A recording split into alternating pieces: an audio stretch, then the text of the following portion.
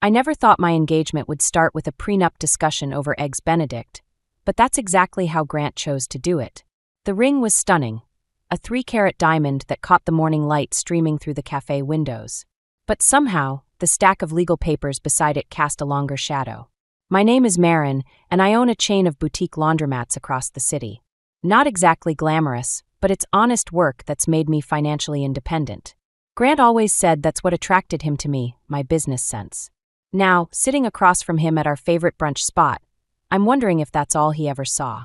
It's just a formality, sweetheart, Grant said, sliding the papers toward me while adjusting his perfectly knotted tie. Every smart couple does this nowadays. I picked at my hollandaise sauce, buying time. I understand protecting our assets, but an infidelity clause? That seems practical, he finished, flashing that smile that usually melted my reservations. Look, we're both successful people. We need to protect ourselves.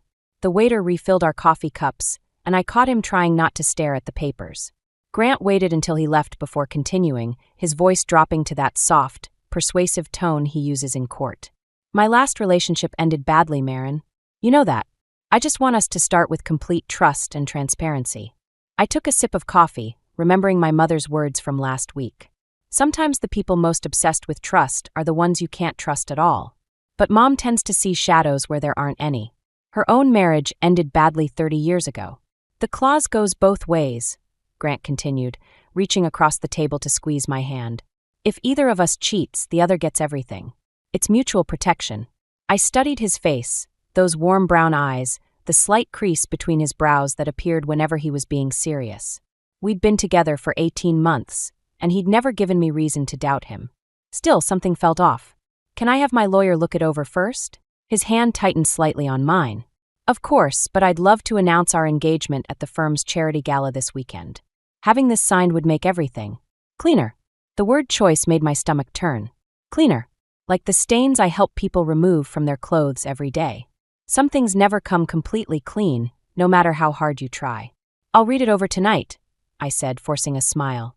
But yes, I'll marry you, Grant Holloway. His face lit up with genuine joy, or what looked like it, and he slipped the ring onto my finger. It fit perfectly, which meant he'd planned this meticulously, just like everything else in his life. Later that evening, I called my mother to share the news. Her response wasn't what I expected. An infidelity clause? She paused, and I could picture her pacing in her kitchen, twirling the phone cord like she always does when she's worried. Honey, has he ever mentioned someone named Eliza? No, I said, my engagement ring suddenly feeling heavier. Should he have? Maybe not, she replied after a long silence. Just have your lawyer look at those papers very carefully, and maybe do some digging into his past relationships. Sometimes people who are overly concerned about cheating are projecting their own guilt. I ended the call feeling unsettled. The ring caught the light from my desk lamp, sending tiny rainbows dancing across the prenup papers. Beautiful things often cast unexpected shadows, and I was starting to wonder what shadows Grant might be hiding in his perfectly ordered life. Looking down at the papers, I noticed something odd, a small notation about prior relationship dissolution agreements that seemed out of place. Maybe Mom was right. Maybe I needed to do some digging before I signed anything. After all, in my business, I've learned that the worst stains are often the ones you can't see until it's too late. The smell of my mother's lasagna usually brings comfort, but tonight it's competing with the knot in my stomach. I'm sitting at her kitchen table, watching her methodically layer pasta and sauce while I fidget with my new engagement ring.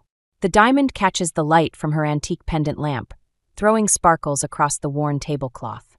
You're not eating, Mom says, setting down her wine glass. And you've been staring at that ring like it might bite you. I force a smile. Just thinking about the prenup. Did Dad ever ask you to sign one? Her hands freeze mid-motion, sauce dripping from the spoon. It's the same look she gets whenever anyone mentions my father, like she's seeing a ghost. No, she says finally. Your father wasn't that organized. But he had other ways of controlling things. She wipes her hands on her apron and sits across from me. I found something yesterday after you called about Grant's proposal. I wasn't sure whether to show you, but she pulls out an old manila envelope from a kitchen drawer. What's this?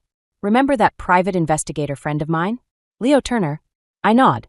Leo used to come around when I was younger, always bringing chocolate and making me laugh with terrible dad jokes. He did some digging for me back when your father left. I never showed you because, well, you were just 16. But maybe it's time you understood why I'm worried about Grant. Inside the envelope are photographs, dozens of them. My father with another woman, entering hotels, sharing intimate moments. But what catches my eye is a document.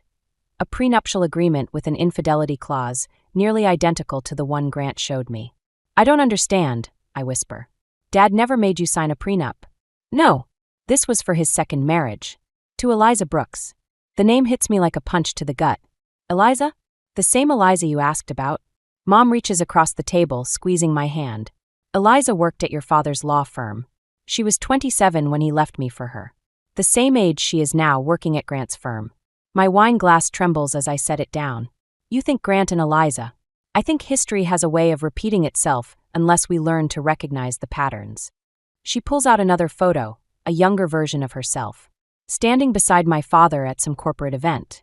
They're both smiling, but there's tension in their poses. Your father was always paranoid about me cheating. Turns out, he was the one with secrets. The lasagna sits forgotten in its pan as Mom continues. The day before he left, he accused me of having an affair with Leo. Can you imagine? Leo was helping me gather evidence, and somehow your father twisted that into proof of his own suspicions. I think about Grant's insistence on the prenup, his constant texts checking my whereabouts, the way he tenses up whenever I mention male clients from my business. Have you noticed Grant becoming more protective lately? Mom asks carefully. I remember last week's charity event, how Grant's hand tightened on my waist when I chatted with his colleague. How he insisted on driving me home instead of letting me take a cab. I should go, I say suddenly, standing up. I need to check something. Mom finishes, understanding in her eyes. Leo's still around, you know. Still terrible at jokes, but excellent at finding answers. As I gather my things, Mom hands me the envelope. Keep these. And Marin, remember that sometimes the people who guard against betrayal the hardest are the ones with the most to hide. Driving home, my phone buzzes with a text from Grant. Where are you? Thought we were having dinner together tonight. I hadn't told him about visiting Mom, just like I hadn't told him about finding a strange earring in his car last week. One that definitely wasn't mine. Another text follows. By the way, did you sign those papers yet? The gala's tomorrow. I think about the prenup sitting and signed on my desk, about Eliza Brooks, about patterns repeating themselves. Maybe it's time to make a call to Leo Turner. After all, some stains need professional help to remove. And I'm starting to suspect there are more secrets in Grant's perfectly pressed life than even he realizes I can see. The anonymous email arrived while I was doing inventory at my flagship store. Ask Grant about the camera in your bedroom. No subject line, no signature. Just those 7 words that made my blood run cold. I almost dropped my tablet, steadying myself against a shelf of lavender-scented dryer sheets. The message couldn't be real. But then I remembered Grant's increasing paranoia, his constant questions about my late nights at work, his insistence on upgrading our home security system last month. My phone buzzed, speaking of the devil. Coming home early tonight. Made dinner reservations at Bellini's. Wear that blue dress I bought you. The blue dress. The one he'd insisted on buying after seeing me talking to my new supplier, Marcus, for too long at a business convention. I texted back a quick, okay, and called Leo Turner instead. Check for cameras, Leo said after I explained the situation. Start with smoke detectors, air vents, and any new electronics. And Marin, don't let on that you know. I waited until Grant texted that he was stuck in a meeting before going home. Our bedroom looked exactly as I'd left it this morning. Perfectly made bed, Grant's ties arranged by color. My jewelry box positioned just so on the dresser. But now everything felt sinister. The new smoke detector caught my eye first. Grant had installed it himself, insisting the old one was outdated. Standing on a chair, I carefully removed the cover. My hands shook as I found the tiny camera lens, nearly invisible unless you knew what to look for. My phone buzzed again. Another anonymous email. Check his laptop. Password, Eliza B. 1995. I sat at Grant's desk, my fingers hovering over his keyboard. This was wrong. This was invasion of privacy. This was exactly what he'd done to me. The password worked. His emails loaded, and there it was, dozens of exchanges with Eliza Brooks. Meeting arrangements. Late-night messages. Photos. Running late tonight, darling. Don't wait up. The timestamp showed last Thursday, when Grant told me he was working late on the Morrison case. The front door clicked open downstairs. Marin, are you home early? I quickly closed the laptop, my heart pounding. Just changing for dinner. I called down, trying to keep my voice steady. Grant appeared in the doorway, his smile faltering slightly as he saw me by his desk. Everything okay? Fine, I said, forcing a smile. Just needed to borrow a pen. He crossed the room, placing his hands on my shoulders. From this angle, I could see the smoke detector, the camera pointed directly at us. You seem tense. Work stress. Actually, something weird happened today, I said, watching his reflection in the window. I got this strange email about cameras in our bedroom. Crazy, right? His hands tightened slightly on my shoulders. Probably just spam. You know how hackers are these days. Probably, I agreed, stepping away. Should I wear the blue dress tonight? Perfect choice, he said, but his eyes darted to the smoke detector for just a fraction of a second. At Bellini's, Grant ordered wine and launched into a story about his latest case. I nodded along, noticing how he kept checking his phone under the table. Oh, he said casually. I need those prenup papers signed by tomorrow. The firm's partnership announcement is coming up, and appearances matter. Partnership announcement? I asked, remembering something from his emails. Is that why Eliza's been working such late hours? The wine glass froze halfway to his lips. Eliza. Brooks, I said, watching his face carefully. Your new associate? Mom mentioned her. Right, he said, setting down his glass. She's dedicated. Speaking of work, how's Marcus? Haven't seen him around lately. The deflection was smooth, practiced. Just like the way he'd smoothly installed that camera. Just like he'd smoothly convinced me I was imagining things when that earring turned up in his car. My phone buzzed one more time. Another anonymous email. Check the restaurant's security footage from last week. Table 12. Same time, different woman. I looked up at Grant, still talking about Marcus, still trying to direct suspicion away from himself. The diamond ring felt heavy on my finger, like a shackle rather than a promise. Actually, I said, cutting him off mid-sentence, let's talk about the camera in our bedroom. Leo's office hasn't changed in 20 years. Same worn leather chairs, same coffee-stained desk, same stack of case files threatening to topple over. But I've changed, sitting here clutching a USB drive containing footage from Grant's hidden cameras. You need to see this, Leo says, clicking through files on his computer. Your mother was right to be worried. The security footage from Bellini's plays out in grainy black and white.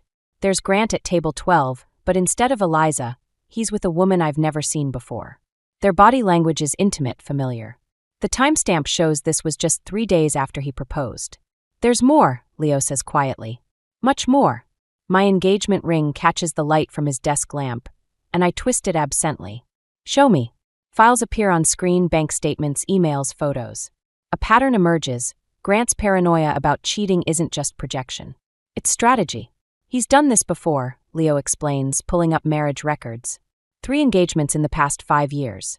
Each time, there was a prenup with an infidelity clause. Each time, he manufactured evidence of cheating. My phone buzzes, Grant asking where I am. I ignore it. The cameras aren't just about watching you, Leo continues. They're about controlling the narrative. If you look closely at the footage from your bedroom, there are subtle edits. He's creating his own evidence. A knock at the office door makes us both jump. It's Mom, carrying a familiar manila envelope. I found something else, she says, laying out more photographs. These are from your father's case, but look at this woman in the background. I lean closer. Behind my father and his mistress stands a much younger Grant Holloway. He worked at the same firm as your father, Mom says. He wasn't just Eliza's colleague, he was her mentor. The same way your father was before. My phone buzzes again. Grant, dinner at home tonight. Important partnership news to discuss. Where's something nice? He's going to try to trap you, Leo warns. The partnership announcement, the prenup deadline, it's all connected. Look at this pattern with his previous fiancés. The evidence is devastating. Each woman signed the prenup, each was accused of cheating, and each lost everything in the aftermath. But something doesn't add up. Why the anonymous emails? I ask. Who's trying to warn me? Leo and Mom exchange glances. We think it's Eliza, Mom says. She's starting to piece things together too. Grant's getting sloppy, probably because he's running both plays at once. My phone lights up with another text. Found something interesting on the bedroom camera. We should talk. He's getting desperate, Leo observes. That's when these types make mistakes. I stand up, gathering the evidence into my bag. Then maybe it's time we use those mistakes against him. Marin, Mom starts, concern etching her face, but I cut her off. I'm not running away like those other women. He wants to play games with hidden cameras and fake evidence? Fine. Let's see how he handles having his own tactics turned against him. Be careful, Leo warns. Men like Grant are most dangerous when they're cornered. I check my phone one last time. 3 missed calls from Grant and a new anonymous email. Don't go home tonight. He knows. But I'm done hiding. Done being manipulated. Done letting history repeat itself. I need copies of everything, I tell Leo. And I need you to get a message to Eliza. Tell her I know about Table 12, and I have a proposition for her. Mom touches my arm. What are you planning? I think about the camera in our bedroom, about Grant's careful manipulations, about all the women before me who lost everything. Grant wants evidence of cheating?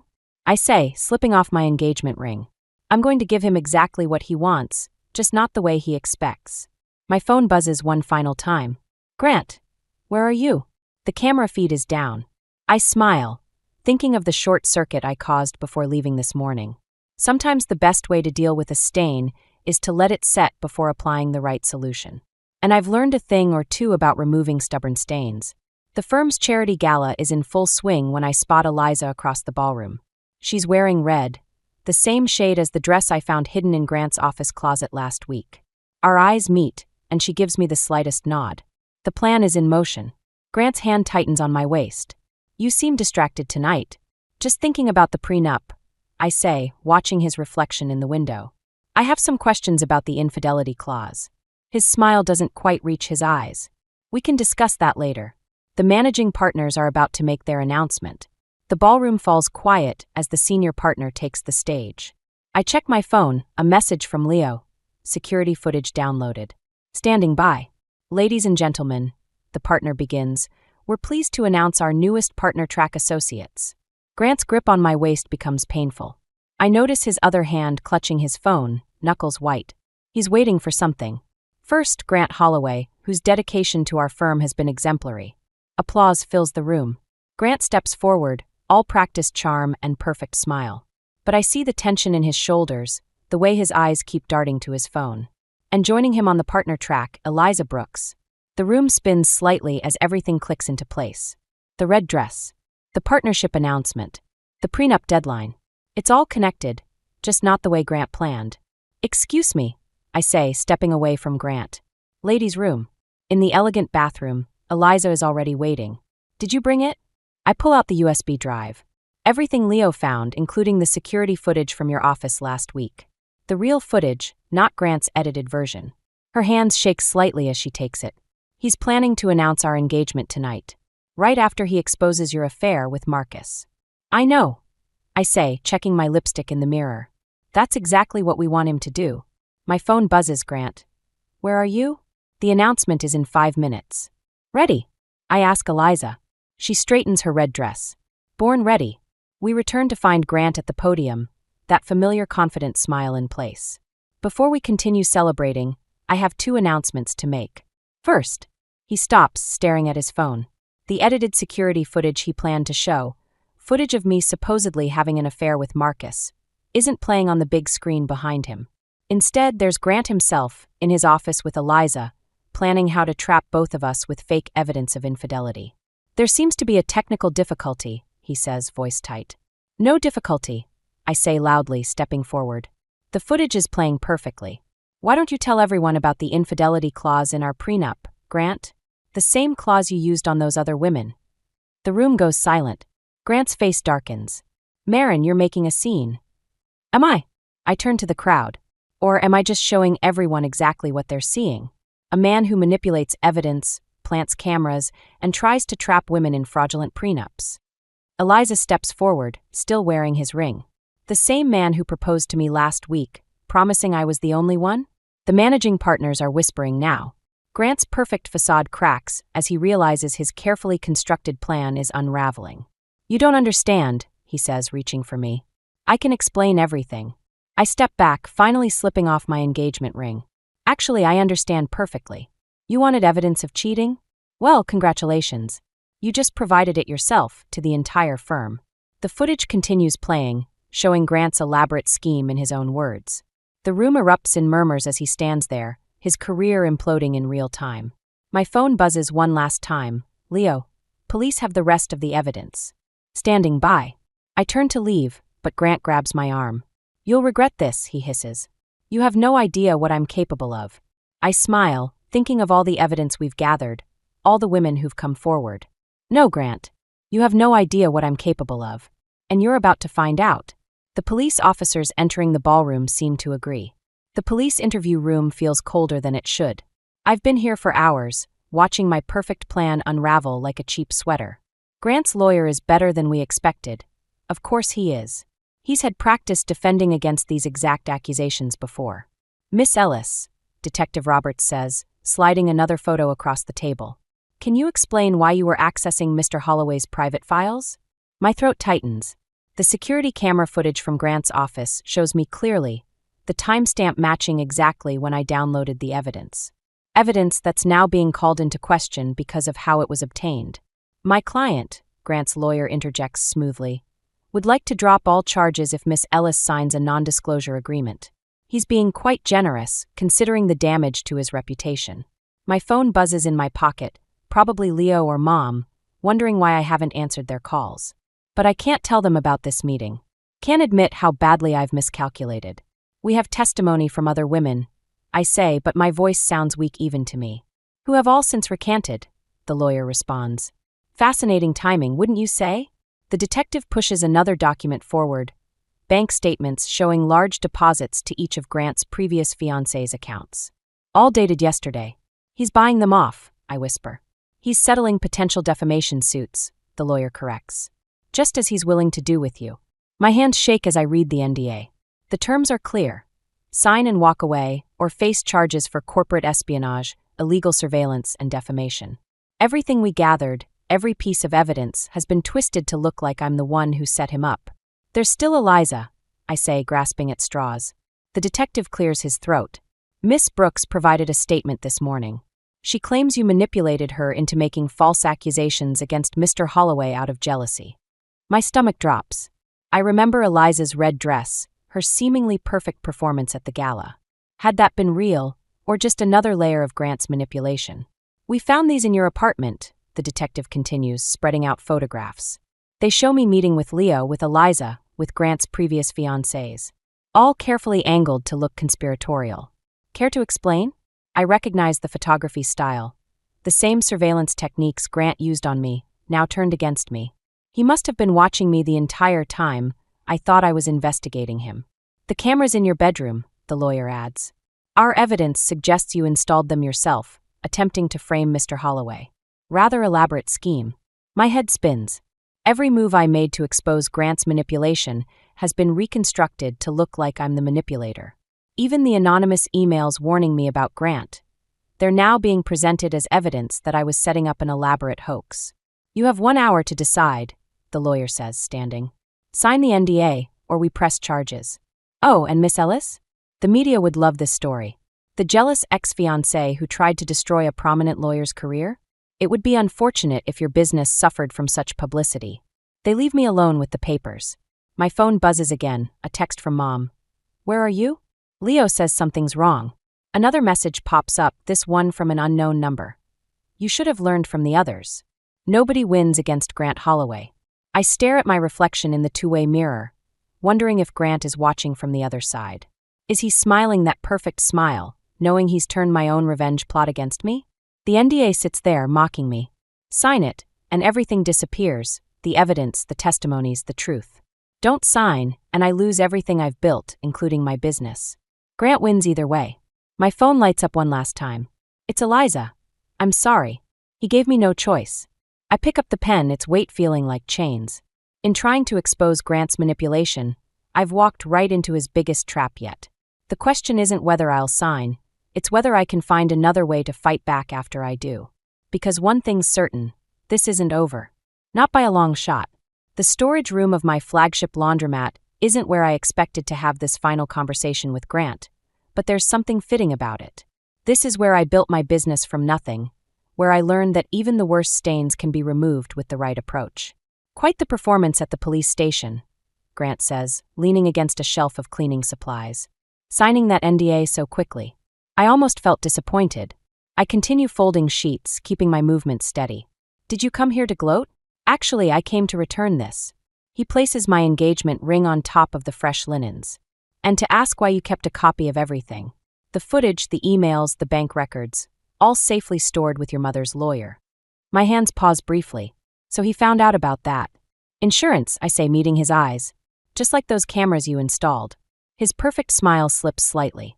The NDA only covers the original evidence, I finish. Not the new material that came after. Like the recording of you bribing Eliza. Or the footage from this morning when you threatened my business. Grant's facade cracks further. You're bluffing. I pull out my phone, playing the video Leo captured of Grant's meeting with Eliza. The audio is crystal clear. Sign this statement or your career is over. Ask Marin what happens to people who cross me.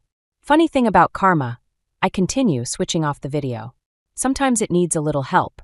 You really think anyone will believe you? He steps closer, trying to intimidate. I own half the judges in this city. I don't need judges, Grant. I need the truth. And thanks to you, I learned how to package it perfectly. I open my laptop, showing him the website.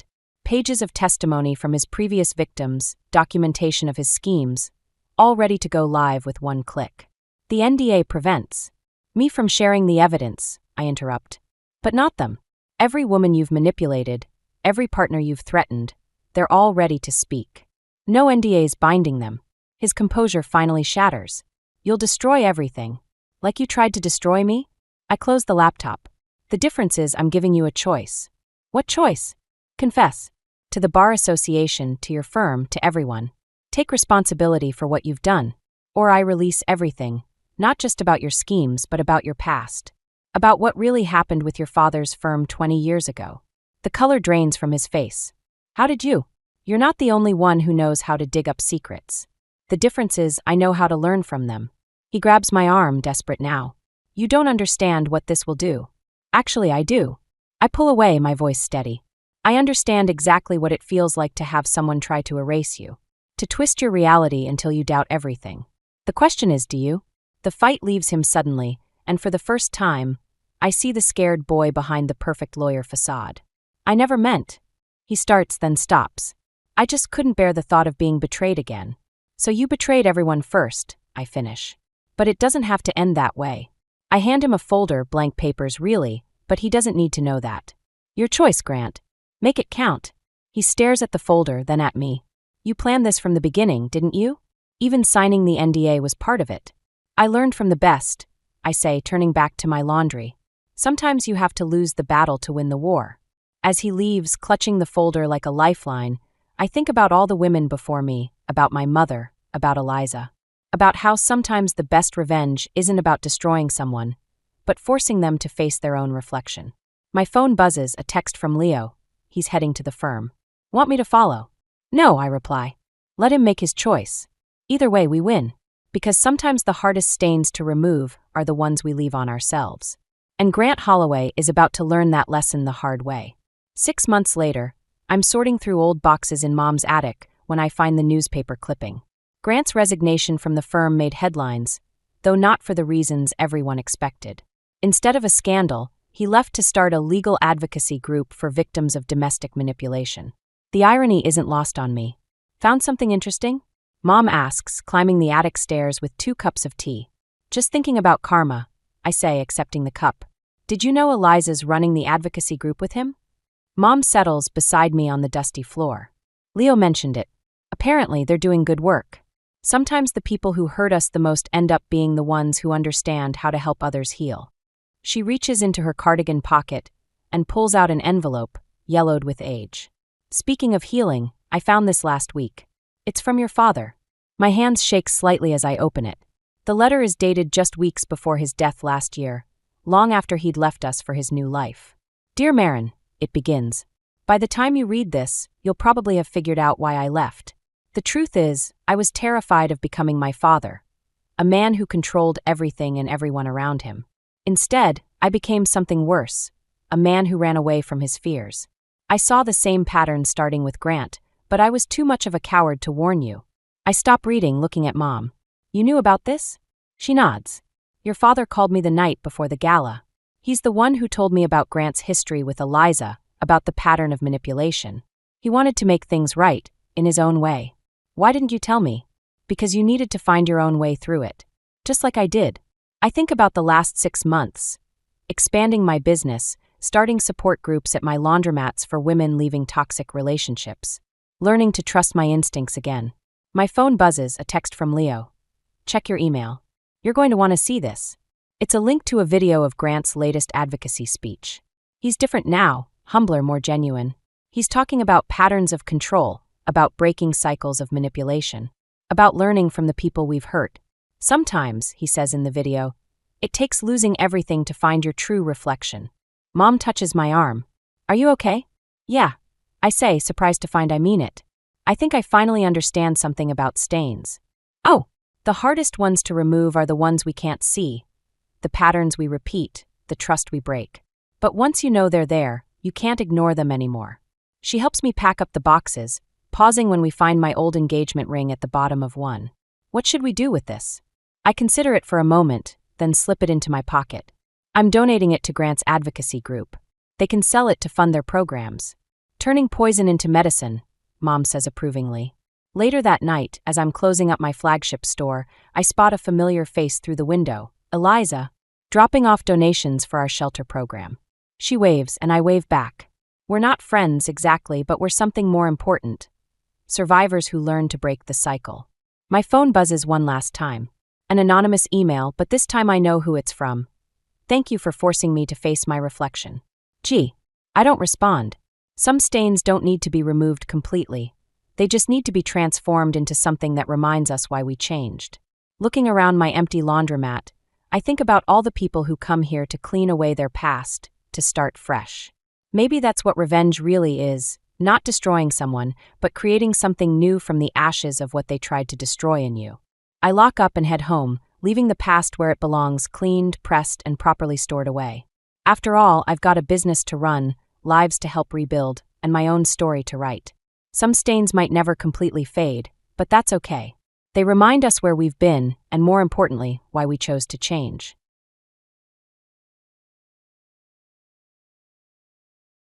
Donna lived with her husband, Walter, who, in spite of his lack of employment, had grown more controlling.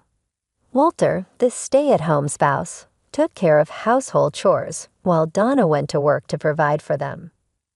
Although the purpose of their arrangement was to give stability, Donna felt her contributions were ineffective because of Walter's domineering behavior.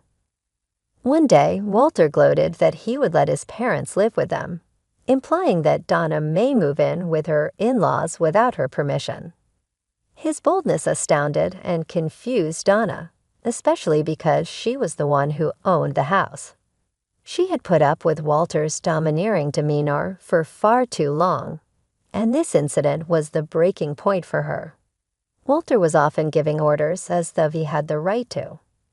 One night, despite Donna's weariness from work, he insisted that she'd bring him ice cream so he could unwind. Donna said he could get it himself, and Walter smiled and hinted that there would be repercussions if he got furious. His actions were not only annoying, but also draining. Donna began to doubt whether it could last to live with someone who assumed supremacy just because he was the spouse, as she began to feel more and more devalued and mistreated. She came to the realization that she couldn't carry on in this manner if nothing changed. Donna believed it was time for Walter to take responsibility for his actions and realize the repercussions of his overbearing behavior. I realized then that managing Walter on top of my already demanding work would be the tipping point for my stress levels. I thus said to him, "I'm quite exhausted. I apologize. I'm heading to my room to relax." Not appreciating my answer, Walter obstructed my path and questioned me, saying, "Wait, why are you treating your husband like that? If I wanted to, I could throw you out now. Do you believe that upsetting your spouse in such a way is acceptable?" He appeared enraged. I was puzzled as to how he could be so domineering without giving anything in return, and how easily he could make me feel uncomfortable. But he couldn't even take the smallest annoyance himself. It resembled handling a toddler's tantrum. "I apologize, but I'm worn out," I said, feigning a grin, no longer willing to engage anymore. "Please just try to understand." "You're such a disappointment as a wife," Walter mumbled, letting out a big sigh. It was beyond my energy to dispute. I just said it again, "I'm sorry," and went back to my room. Walter's domineering actions were wearing me down day by day, but I was too tired to deal with him. Then one day, I developed a bad cold, which the doctor thought was a fever brought on by stress. My first thought was of Walter's relentless pressure. I had to take a day off from work since I was so sick that all I could do was lie in bed. Walter angrily exclaimed, "A cold."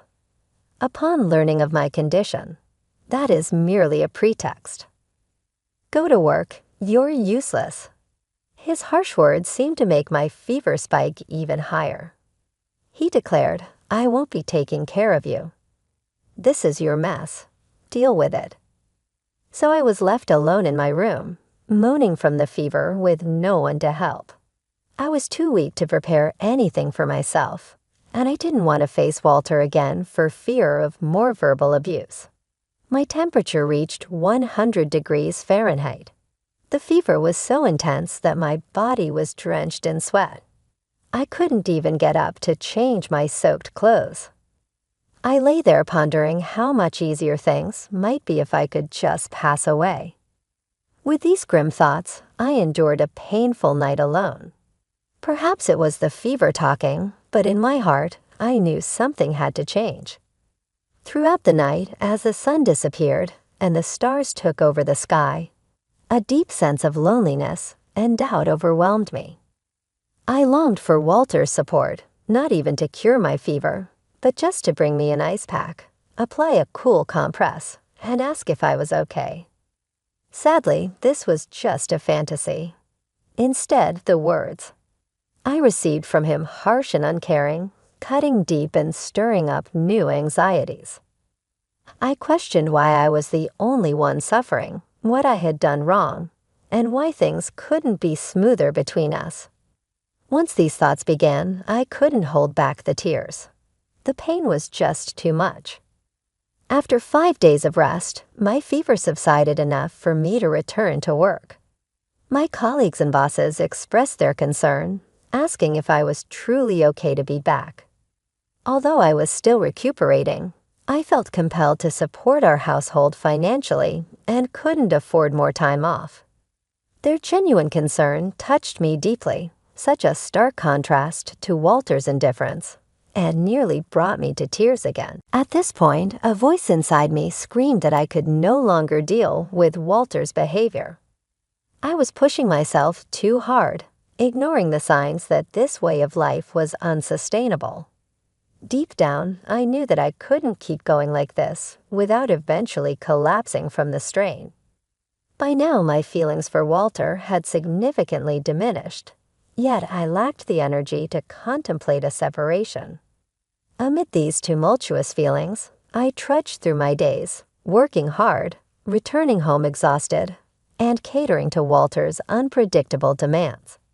This has become my daily routine. Then one day, while I was trying to find a moment of peace in my room, Walter called out, wanting to discuss something serious. It had been a long time since we had a real conversation. Typically, Walter would make significant decisions unilaterally. With a heavy heart, I sat down for the discussion, fearing what might come next. To my shock, Walter, with unexpected enthusiasm, announced, "I'll let my parents live in this house. You can't even cook, so leave." The first word that slipped out of my mouth was, "What?" He continued, "You need to leave because you're living with my in-laws." I was stunned, unable to accept the reality of his selfish demands. The situation had reached a breaking point, and I realized something had to change. As Walter steered the conversation forward, he revealed his plans to change the ownership of our house, transferring it to his name and his parents. He bluntly stated his intentions to divorce me and start a new life, declaring his decision final and immune to my opinions. I felt utterly disregarded, my feelings trampled under decisions made without my consent. Walter, inflated with his man-of-the-house ego, seemed only concerned with his desires. My heart sank as I realized the impossibility of continuing life with him. Ignoring my growing detachment, Walter jeered, "You love me so much, don't you?" I know this is shocking coming from a husband you love so dearly, but I'm sorry, I just want to take care of my family. Please understand. His words, meant to sound considerate, felt more like a scolding. I wanted to shout that he was wrong. Any affection I once felt for Walter had evaporated, leaving behind only disbelief at his selfishness and regret for not severing ties sooner. Why hadn't I left him earlier? If I had, perhaps he wouldn't have had the opportunity to exploit and demean me so thoroughly. I even resented my past self for being too lenient with him. Seeing my visible distress, Walter misread my pain as lingering love, thinking I couldn't bear the thought of a divorce. But he was mistaken. My feelings for him had long since faded into nothing more than disdain for a man who wrongly believed I still cared. Determined to set things straight, I said firmly, "Fine, then I'll leave." Walter gasped, "What?" He hadn't anticipated my readiness to accept the divorce and move on. He needed to understand that the old me, who always bailed him out, was gone for good.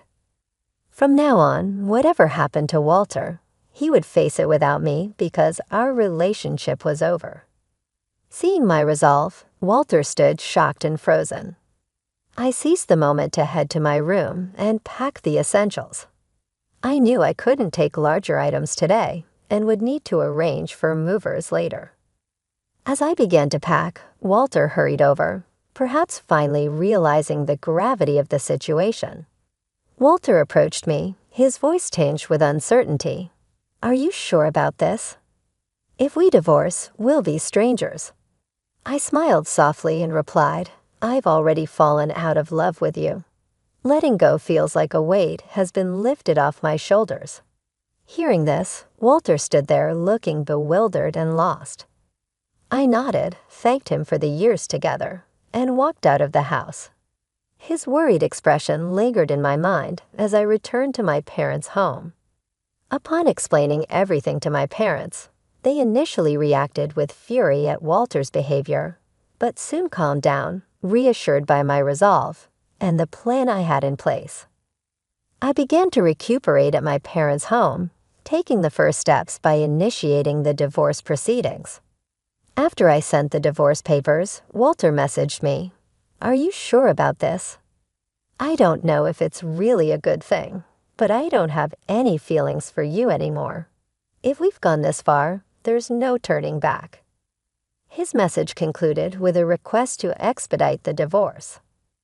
"I feel so much better now that you're gone, so fill out the divorce papers quickly," I replied, but received no response. A few days later, I received the completed divorce papers from Walter, with his sections already filled out. I promptly completed my part and submitted it to the county office. Now Walter and I were officially divorced. During the divorce, we divided our assets. Walter received the house as he had insisted, so I transferred ownership to him and chose to move on. The house had never really felt like home to me. It was more of a burden. Instead, I sought alimony from Walter, which his parents initially covered since he wasn't working. However, he was now job hunting, likely planning to repay them once he secured employment. But as is often the case, reality doesn't always align with plans. A month after the divorce was finalized, I had moved out of my parents' home into a new place, enjoying a more peaceful life. Then I received a call from Walter. Honestly, it was annoying. I could guess why he was calling, but ignoring him might lead to more complications. So knowing I'd have to address it sooner or later for the sake of my future, I answered the phone with a firm, "Hello, what do you want?" Completely fed up, I wanted him to get straight to the point. Reluctantly, I listened as he pleaded, "Please help me." His desperate tone made me chuckle. Walter was clearly in a tough spot, and while part of me felt distant, another part was mildly amused by the irony of his desperation. Walter's call caught me off guard. I hadn't expected things to have deteriorated so quickly. "Well, what's going on?" "You need to tell me the whole story," I replied, half amused by the situation. I suspected why Walter might be struggling, but I wanted him to lay it all out himself. With a hesitant voice and stumbling over his words, Walter began to explain. He had taken over the house after our divorce and managed it fine for a month. However, he now faced a rent payment he couldn't meet due to his unemployment. Desperate, he had asked my former parents-in-law, who were on a pension, for help, but the rent was much steeper than anyone anticipated. About $2,500, a sum they couldn't afford on their fixed income. My former in-laws were livid, accusing him of misleading them. "This isn't what we agreed to," they insisted, placing the blame squarely on Walter. Feeling lost and unsure, Walter called me, nearly in tears. "I didn't realize the rent would be so high. The place is a mess. Now what are you going to do about it?" Frustrated and overwhelmed, Walter was now trying to pin the blame on me. Admittedly, I hadn't discussed the specifics of the rent before our separation, but it was Walter's folly to assume responsibility for the house without understanding the financial commitments involved. He had pushed me away, treating me like an outsider, and now he was facing the consequences of his decisions. Despite this, he seemed unable to accept responsibility and reached out to me for help. I couldn't help but sigh at his audacity. Ignoring the strain in his voice, Walter continued urgently, "Please, I need your help. We can't keep going like this. I need you." His desperation was palpable. The rent due date had likely already passed, which meant they might be behind on payments.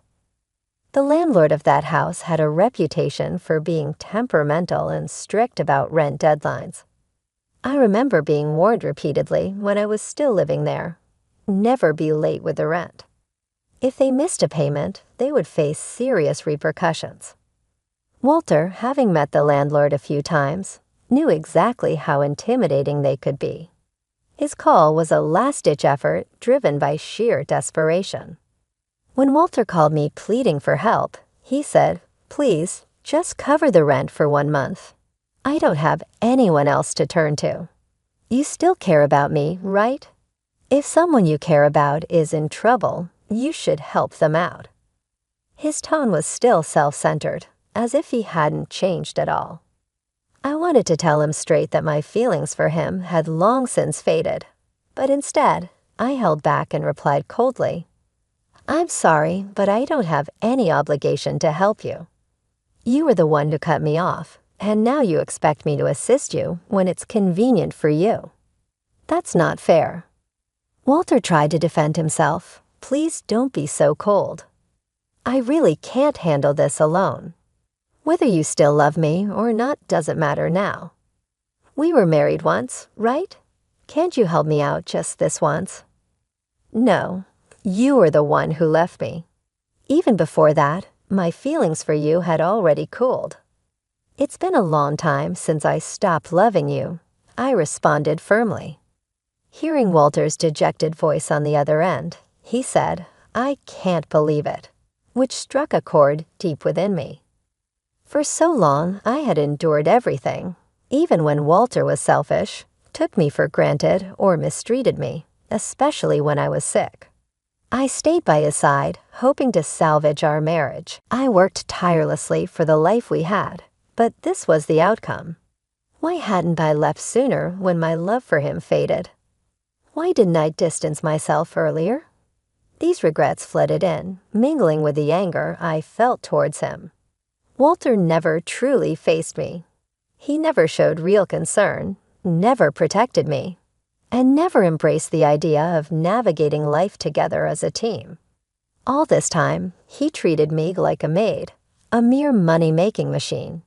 Each time he acted this way, he seemed oblivious to my suffering. Yet now, despite all this being a result of his actions, he came pleading for help as if he were the victim. His self-centered attitude was repelling. "Please help me, I'm begging you. What about getting married again? Let's start over properly this time. I promise I'll never push you away again," Walter proposed desperately. I couldn't help but feel a mix of incredulity and annoyance. How could he think a simple plea for help could erase the years of neglect and misunderstanding? His desperation was evident, but so was the clarity of my decision not to fall back into the same pattern. I had moved on, and it was time for Walter to do the same. I couldn't help but chuckle bitterly at Walter's desperate suggestion. "Are you kidding me? All of this is the result of your actions. I've been trying to find peace in my own way for a long time. I kept hoping you would face reality, and now you want me to start over with you, pretending none of that ever happened. Do you expect me to go back to those miserable days? That's never going to happen. I refuse to return to that life, no matter what." I was overcome with emotion and began to cry. I couldn't determine if they were caused by melancholy or rage. Walter did not answer my words. He just stayed mute on the other end. I just muttered goodbye and hung up, unable to carry on the conversation any longer. Walter didn't return my call, so I blocked his number so I wouldn't ever hear from him again. I later learned that Walter and his family had been forced out of their house by mutual friends. Walter attempted to convince my ex-in-laws to pay his rent, but they were incensed and turned him down, which infuriated the landlord even more. They had to go since they had nowhere else to go. Walter is currently working part-time to make ends meet because he hasn't had much luck obtaining a full-time job. All three of my former in-laws are currently crowded into a dilapidated apartment after being forced to sell their property. I have, however, been utterly devoted to my work, and my supervisor and I have even talked about a promotion. I have the potential to be our company's first female manager, and both juniors and colleagues have expressed appreciation for me. Friends will occasionally ask if I'm considering getting married again. To be honest, I have a bad opinion about marriage because of my previous experiences. I'm not interested in dating or getting married again at the moment, but life is too long to rush things. This generation has a large number of people who are blissfully single their entire lives. Living a life without regrets and remaining loyal to who I am are the things that really matter to me. In light of this, I want to carry on moving at my own speed and facing every challenge head-on with fortitude and self-reliance.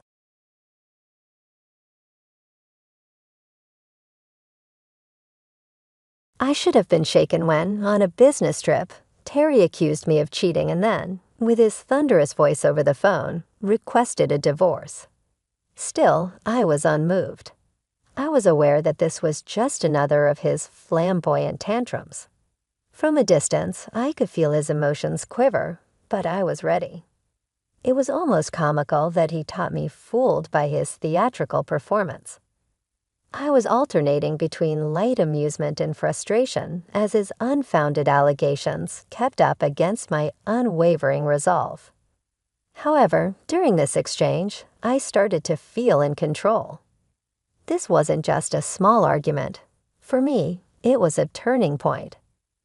I smirked to myself at his pitiful attempt to change my mind.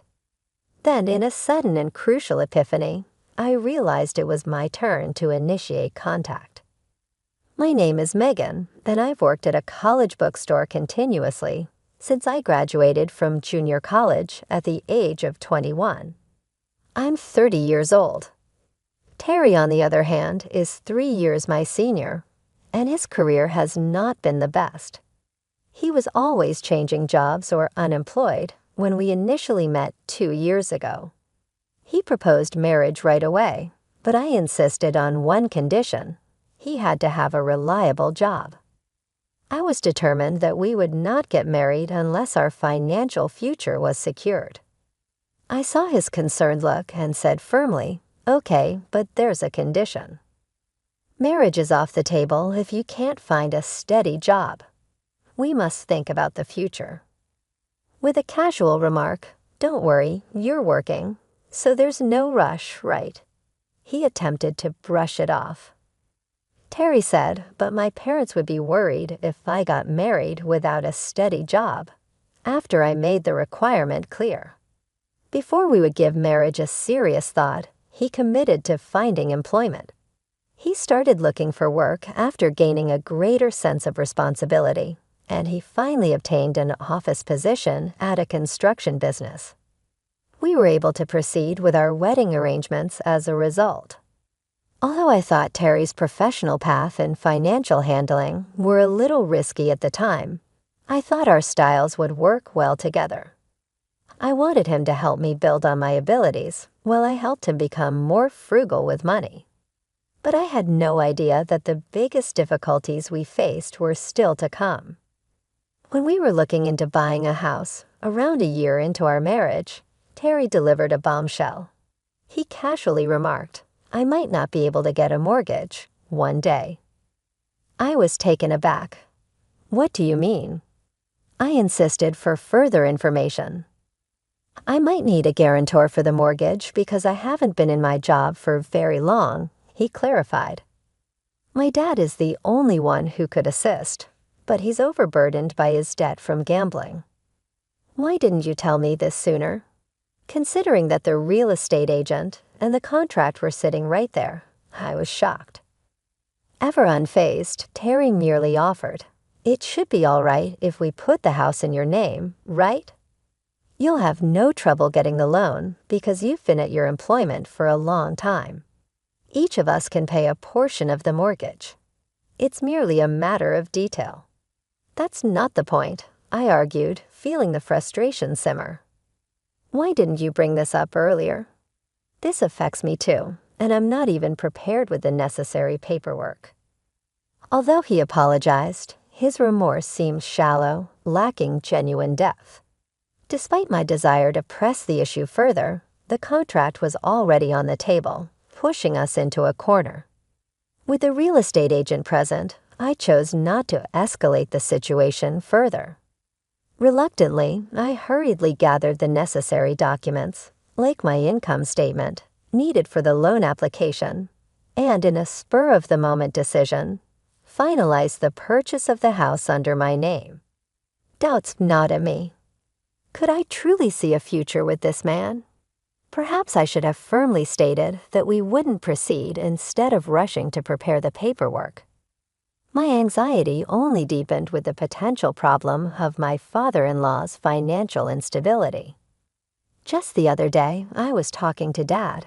Terry started one evening, his voice casual. He mentioned he might lose his house because of the debts I told you about, so he's thinking about moving in with us. Is that okay with you? Why would you even consider that without discussing it first? I responded instantly, frustration rising. Terry just shrugged. "Well, he's in trouble, and my brother is working abroad and can't help. I'm the only one Dad can turn to. Maybe we could let him stay with us temporarily, at least until he sorts out his situation. But having him live with us permanently, that's a huge decision," I pointed out. Terry frowned. "You just don't want him to stay, do you? If he moves in, we could split the living expenses." "You're always talking about money, the money that you never seem to contribute," I retorted sharply. "You promised we'd split the mortgage, but I'm the only one paying. You haven't contributed at all. In a marriage, finances are supposed to be shared. It's not just my money. It's supposed to be ours. It's only coming out of my account because the house is in my name. You're being incredibly self-centered." My voice was thick with exasperation, but Terry muttered under his breath, "I hate discussing money," before storming out of the room. Such disputes became a regular occurrence in our home. Every time, Terry would dismiss my concerns, leaving unresolved tensions to simmer. Despite the unresolved tensions between us, Terry didn't ignore his family situation entirely. As part of his job in construction site administration, which often entailed dealing with real estate contracts, he actively sought advice from a particular agency on how to secure the best deal for selling his family's home, including all the necessary procedures. I often caught snippets of these discussions, and although they were a constant reminder of our issues, it was somewhat comforting to know he was taking action. However, the thought of my in-laws possibly moving in with us after the sale of their home loomed over me like a dark cloud. Terry began attending meetings with real estate agents and even included his parents, but without my involvement. His weekends started to fill up with trips away from home, and eventually he left for a prolonged business trip to oversee a construction site far away. At the time, I didn't fully grasp it, but the seeds of our ongoing power struggle had been planted.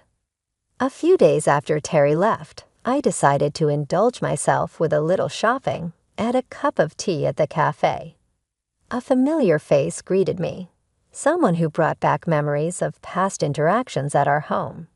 It was Bruce, a young employee from the real estate company Terry frequently consulted. Terry had mentioned before that Bruce was relatively new to the company, having been there less than a year. "Ah, yes, I remember you. You visited our house before, right?" I recalled. "Yes, I apologize for dropping by unannounced that time and even joining for a meal," Bruce replied, seeming genuinely apologetic. "There's no need to worry. I should have been more welcoming," I responded, reflecting on the past interaction. We ended up sharing tea together. Bruce was affable, and despite his youth, seemed more level-headed than Terry. As we chatted, we discovered some common ground, and our conversation flowed easily. Eventually, we bid each other farewell, each going our separate ways, but feeling a bit more connected than before. I never imagined that a simple meeting for tea could later be misconstrued into a devastating accusation of infidelity.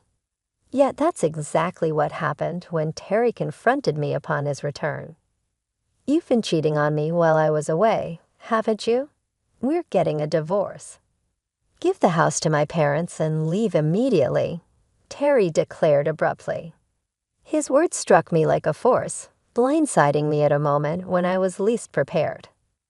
I stood there reeling as I considered whether the rumors I had heard were true. Rumors that Terry had been spreading lies, crafting a narrative of my supposed infidelity to rationalize his desire for a divorce. The supposed other man in this fabricated story was Bruce, the very person Terry had accused me of having an affair with. Bruce showed up at my doorstep the day after our innocuous team meeting. "I apologize for the unexpected visit yesterday. Terry asked me to reach out to you," Bruce admitted as he stood in my doorway. Confused but curious, I invited him in, eager to understand the full story.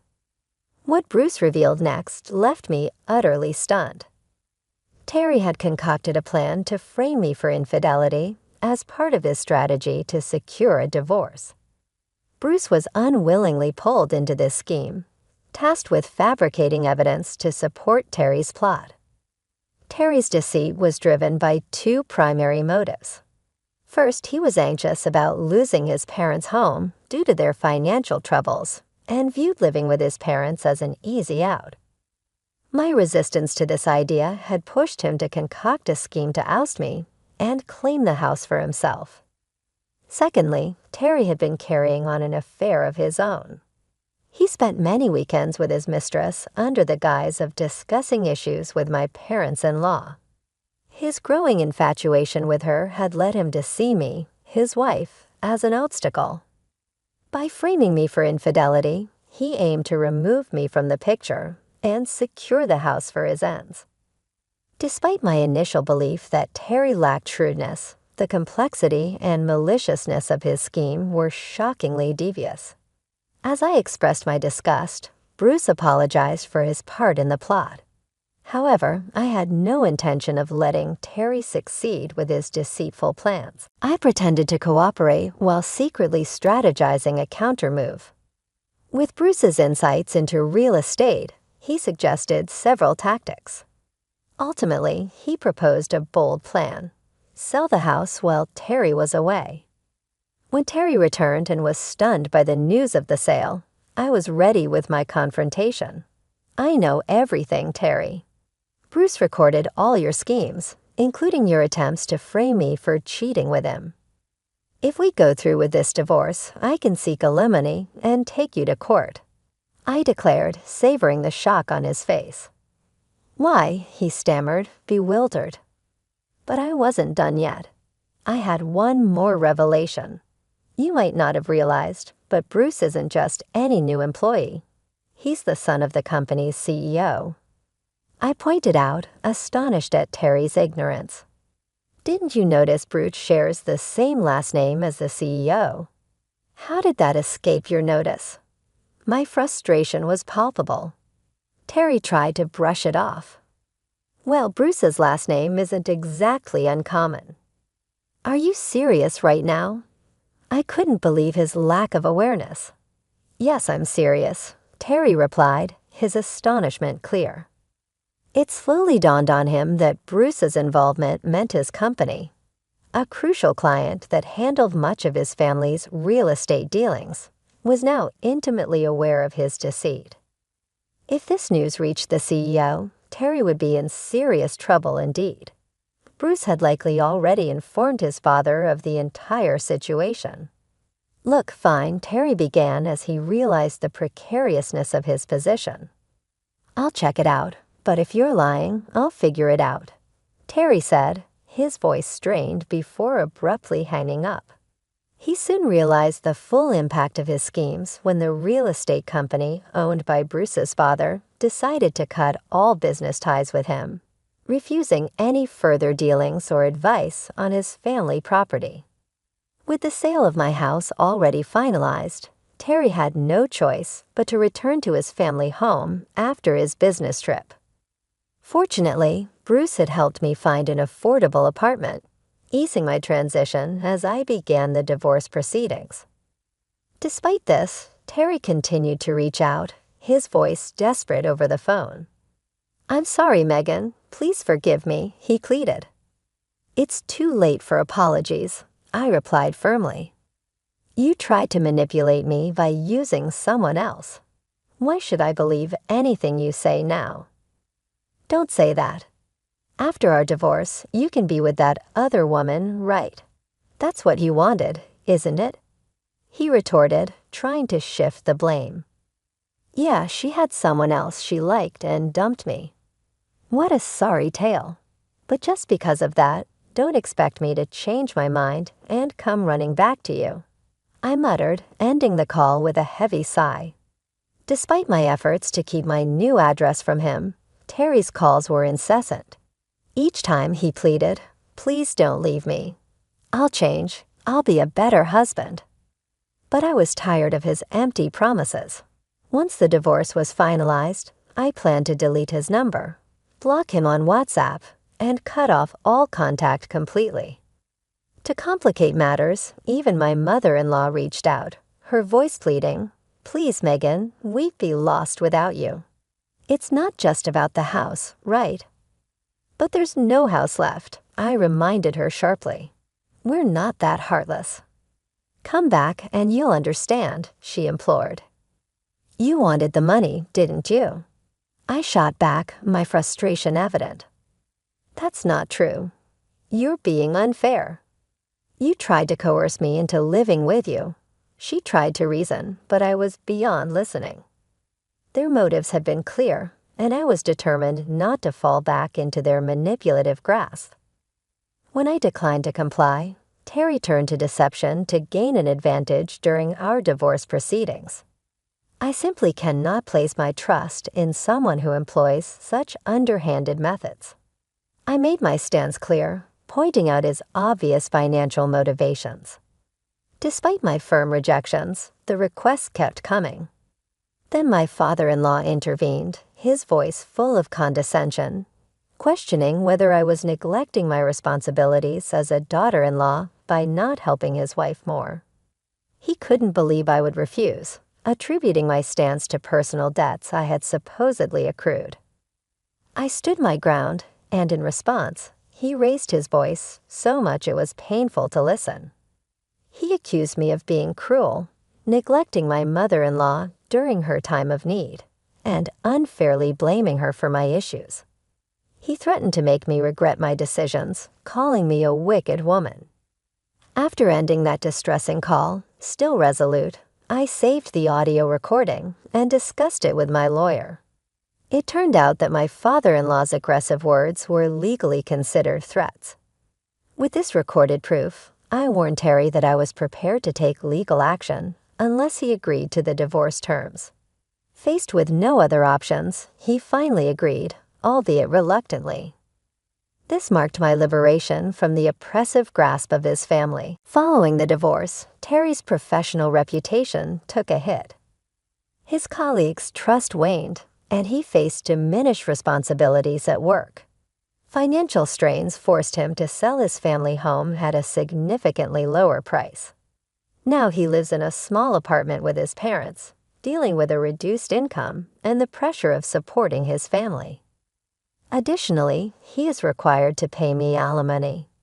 It was Bruce, who remained in touch as a reliable confidant, who told me about Terry's struggles.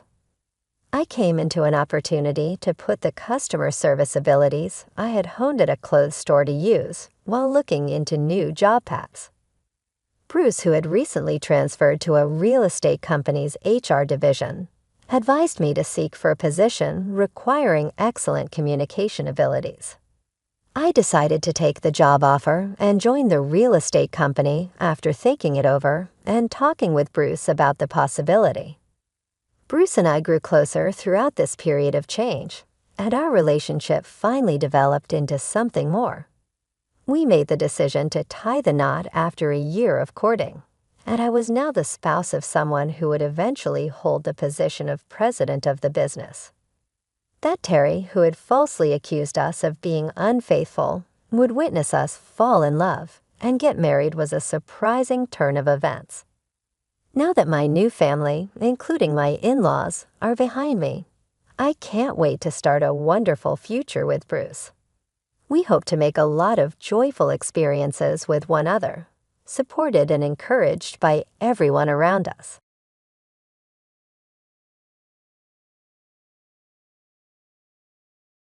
I'll never forget telling my father I was engrossed in our talk.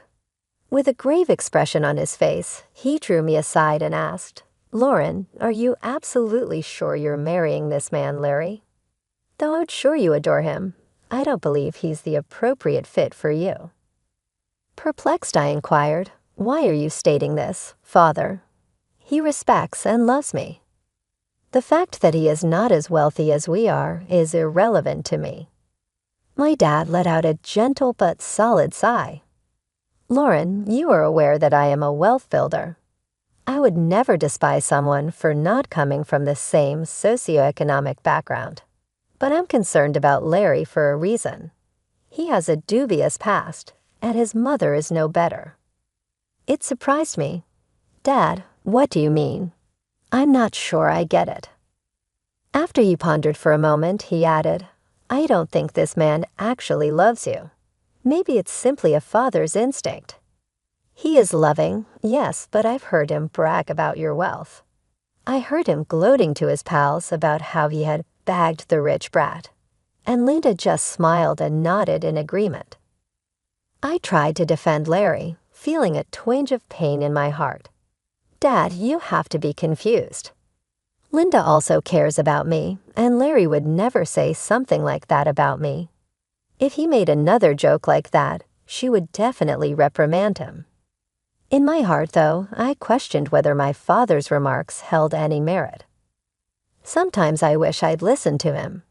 At the time, I was just a naive girl in love, desperate to hold on to something after losing my mother 3 years before. My dad was ill, and I knew he didn't have much time left. I clung to Larry and Linda because they gave me a sense of purpose, a reason to keep going. My father had built a comfortable life for us through hard work and smart investments.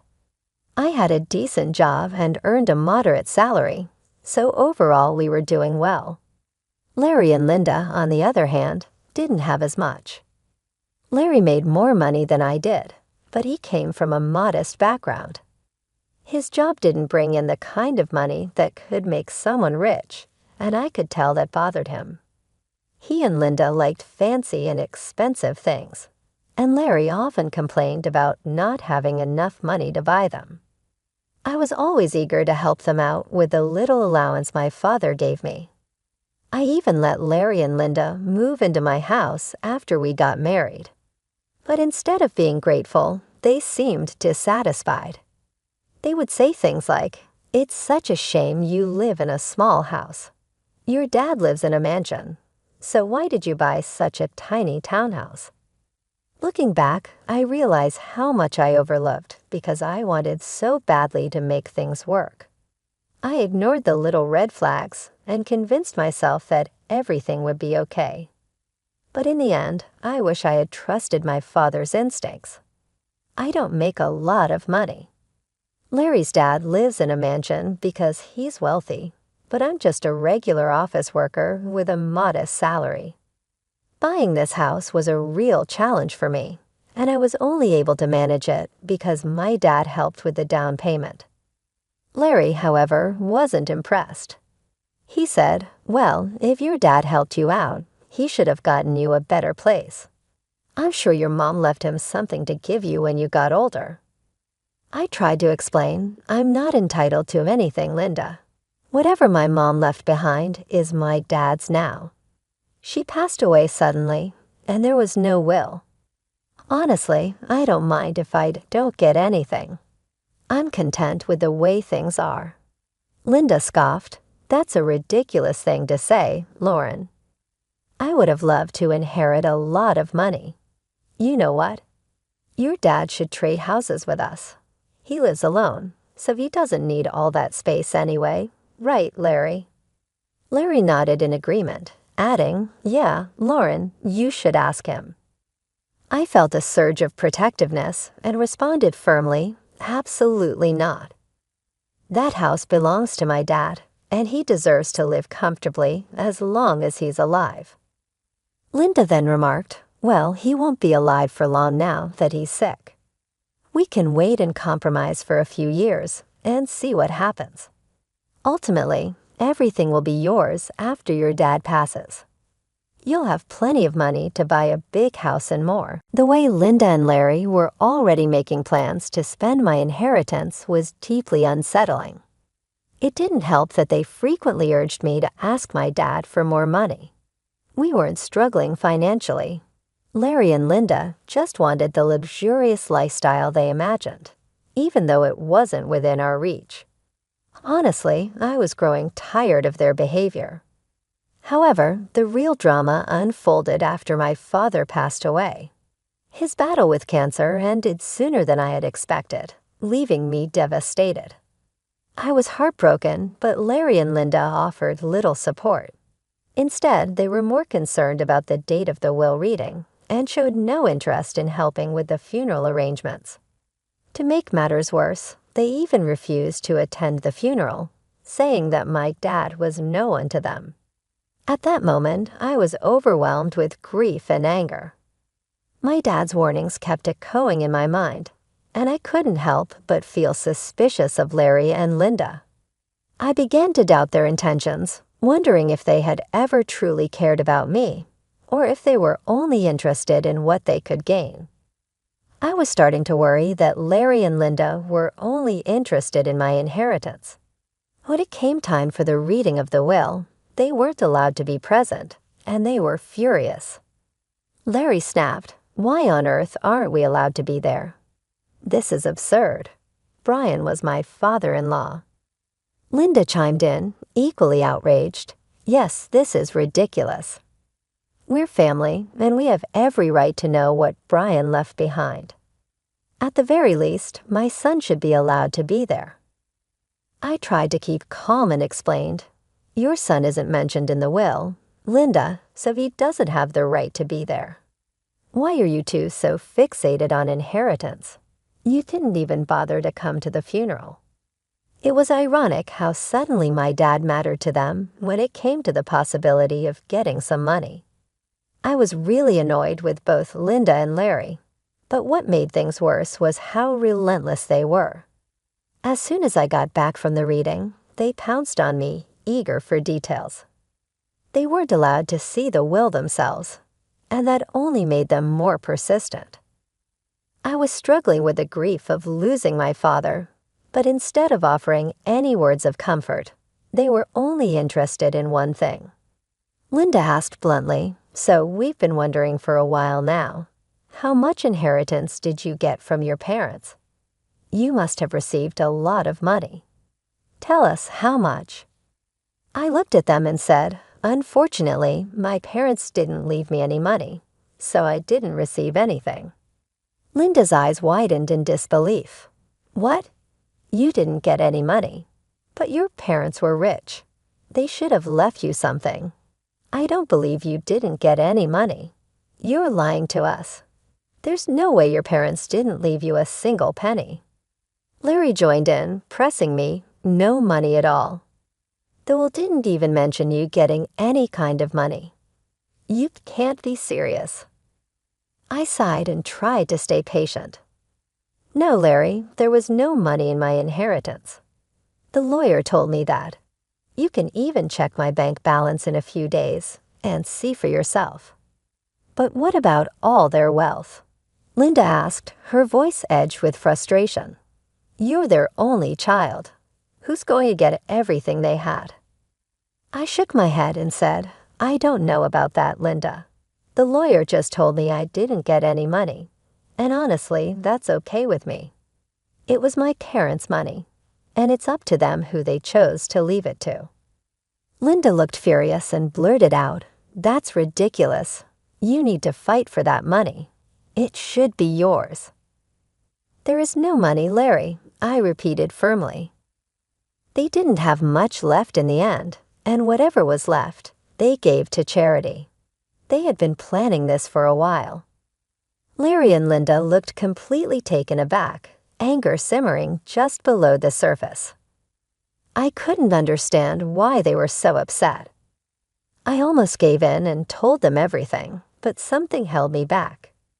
There was a growing doubt in my mind that my husband and mother-in-law were up to something that wasn't in my best interest. I decided to wait and see how they would react, but they didn't let up. Larry and Linda kept pressuring me for more information, as if they didn't believe what I had told them. The more they pushed, the more uneasy I felt, sensing that there was more to their behavior than just disappointment over the inheritance. I decided enough was enough. I told them firmly that I didn't get any money, and even offered to show them my bank account in a few days. A month passed, and nothing showed up. During this time, Larry became more distant and stopped being affectionate. He was always checking my account and constantly hounding me for information about my inheritance. It became clear where this was heading. Finally, one day I decided to put an end to it. I showed them my bank statements and said, see, I told you that I didn't receive anything. I'm not hiding any secret inheritance money from you. Do you believe me now? Larry looked at the statements and said, wow, our years of hard work just went down the drain then. So her parents weren't rich, and she didn't even get $3,500 in the will. This is ridiculous. I can't believe this. Linda echoed his sentiment. I can't believe this either, Larry. I stayed in this marriage for nothing. I married Lauren for nothing. It was all a waste of time. Feeling hurt and confused, I asked, what the hell does that mean, Larry? Why are you talking like this? Linda answered for him. Why do you think he's saying these things, Lauren? Who the hell would marry you without thinking about the money? My son simply married you so that we could rely on your inheritance. Now I see that you didn't even get a penny. I can't believe I wasted 3 freaking years on a useless girl like you. I could have done so much better." I was stunned to hear them speak that way about me. I finally realized that Larry married me for money. My parents were right about him and his mom. They were gold diggers. I was so done with my husband and mother-in-law. I was breaking inside, but what they said next turned me to stone. Linda looked at Larry solemnly and said, "What's done is done, Larry, but now it's time for you to divorce Lauren. There is no reason for you to stay with her anymore. You'll have time to find a new rich wife. This time, we will make sure she actually has some money to her name." I was in disbelief. "Are you freaking kidding me, Linda? You're asking Larry to divorce me over money. Larry, are you going to listen to her?" Larry didn't hesitate. "Of course I would listen to her, Lauren. I married you so that my mom and I could have a comfortable life. We grew up poor, and I didn't even go to college. I had no way of earning a lot of money." I was horrified. "So you pretended to love me and tricked me into marrying you? You thought my parents would give me lots of money."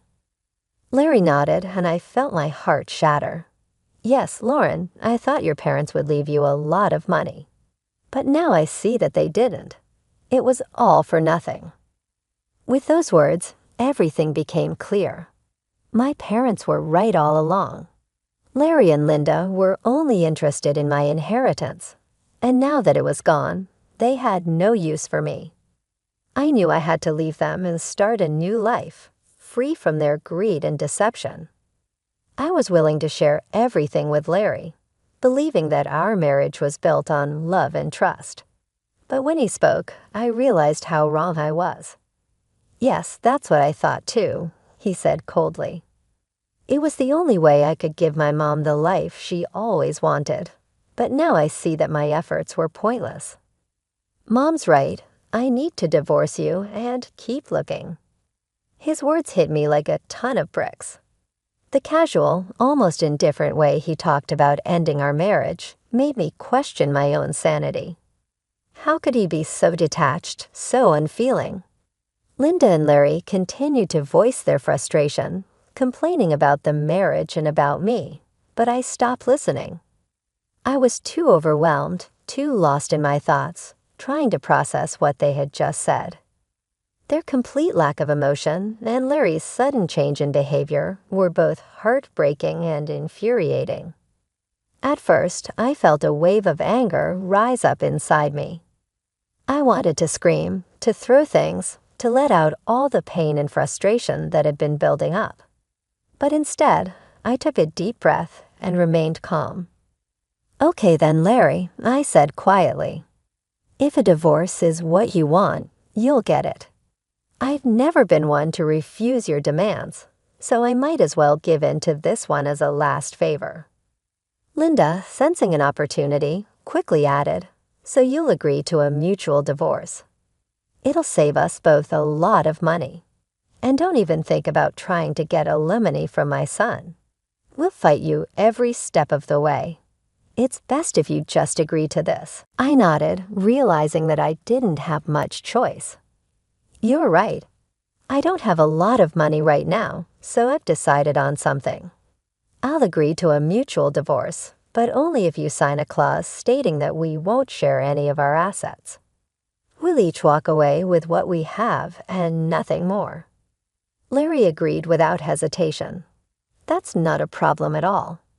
You don't have much, and neither do I at the moment. If you can forego alimony, I'll sign the divorce papers and won't claim anything from you." We discussed the details of the divorce, making sure we were on the same page. I could see the relief on their faces. They were both happy that I wasn't making a fuss. I guess they didn't expect me to be so calm about it. But the truth was, ever since that day, I had been crying on my way to and from work. I would sit in the parking lot of my office, crying for an hour before and after work, trying to pull myself together. Larry never noticed my puffy eyes, never asked why I was leaving early for work or coming home late. Linda didn't even bother looking at me after she found out I had no money. Their behavior only made me more determined to get out of the marriage as soon as possible. I knew I had to stay strong and move on with my life. Even though it hurt deeply, I was ready to close this chapter and start anew. The way they treated me, the way they were more interested in money than in our relationship, made me realize that I deserved better. I deserved to be with someone who loved me for who I am, not for what I could offer them financially. In the end, I agreed to the mutual divorce and made sure that we each kept our own assets. It was a painful process, but I knew it was the right decision. I had to let go of the life I thought I had and focus on building a new one free from the greed and deception that had poisoned my marriage. I decided that I needed some space from Larry and Linda, so I had them move out of my house and into a rented place nearby. They settled in quickly, and while we waited for the divorce to be finalized, Larry kept his word and didn't demand a share of my house. I also didn't ask for any alimony. In his eyes, it was a fair deal. But I had no idea how much I had underestimated the situation. The truth of it all came to light on the day our divorce was finalized. I went over to their new place to drop off my wedding and engagement rings. When I handed them over, I said, "Larry, I just wanted to return these to you. This marriage only brought bad times into my life, and I don't want to keep any reminders of it." Larry looked at me, surprised. "Are you sure you want to return them? You might need the money someday." Linda, never one to miss a chance to be snide, added, "It's so funny how you're giving them back. You must have laughed at our poverty before, but look where you are now. My son is being generous, giving you the rings back. You might need to sell them when your stupid job doesn't pay enough. We don't want the rings anyway. They're cheap ones." I kept my composure and replied, "What would I need to sell the rings for, Linda? I'm not embarrassed. You don't need to worry about my financial situation." Linda smirked and said, "Oh, we already know your parents didn't leave you anything. Probably because they lost everything due to bad financial decisions, leaving their daughter with nothing." At that point, I couldn't help but laugh out loud. Linda looked puzzled, and so did Larry. I could see that Larry was annoyed by his mother's behavior and also surprised by my laughter. Linda snapped, "Why the hell are you laughing? Did I say something funny?" I looked her straight in the eye and said, "It's hilarious that you think I'm destitute, Linda. It's also funny that you believe my parents lost all their fortune." Linda, clearly offended, retorted, "Well, of course, you're destitute. Your parents didn't even leave you a penny. They must have messed up and ruined your life by not leaving you an inheritance." I smiled and said calmly, "I never said I didn't receive an inheritance, Linda. I simply told you that I didn't get any money. My parents actually left me plenty of inheritance." Linda's eyes widened in disbelief. "What do you mean you have an inheritance? I'm so confused." I continued, "My parents could see through you and Larry for what you are, little gold diggers. So they made a secret clause in their will. It stated that I wouldn't receive any monetary inheritance right away. Instead, I was given something much more valuable." Larry, now clearly agitated, asked, "What are you talking about? What did they leave you?" I looked at them both and said, "My parents left me this entire neighborhood as my inheritance."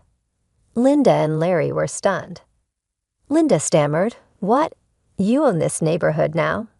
How is that possible? We would have known about your inheritance if that were true. We even signed the release with an estate manager who didn't tell us the name of the owner."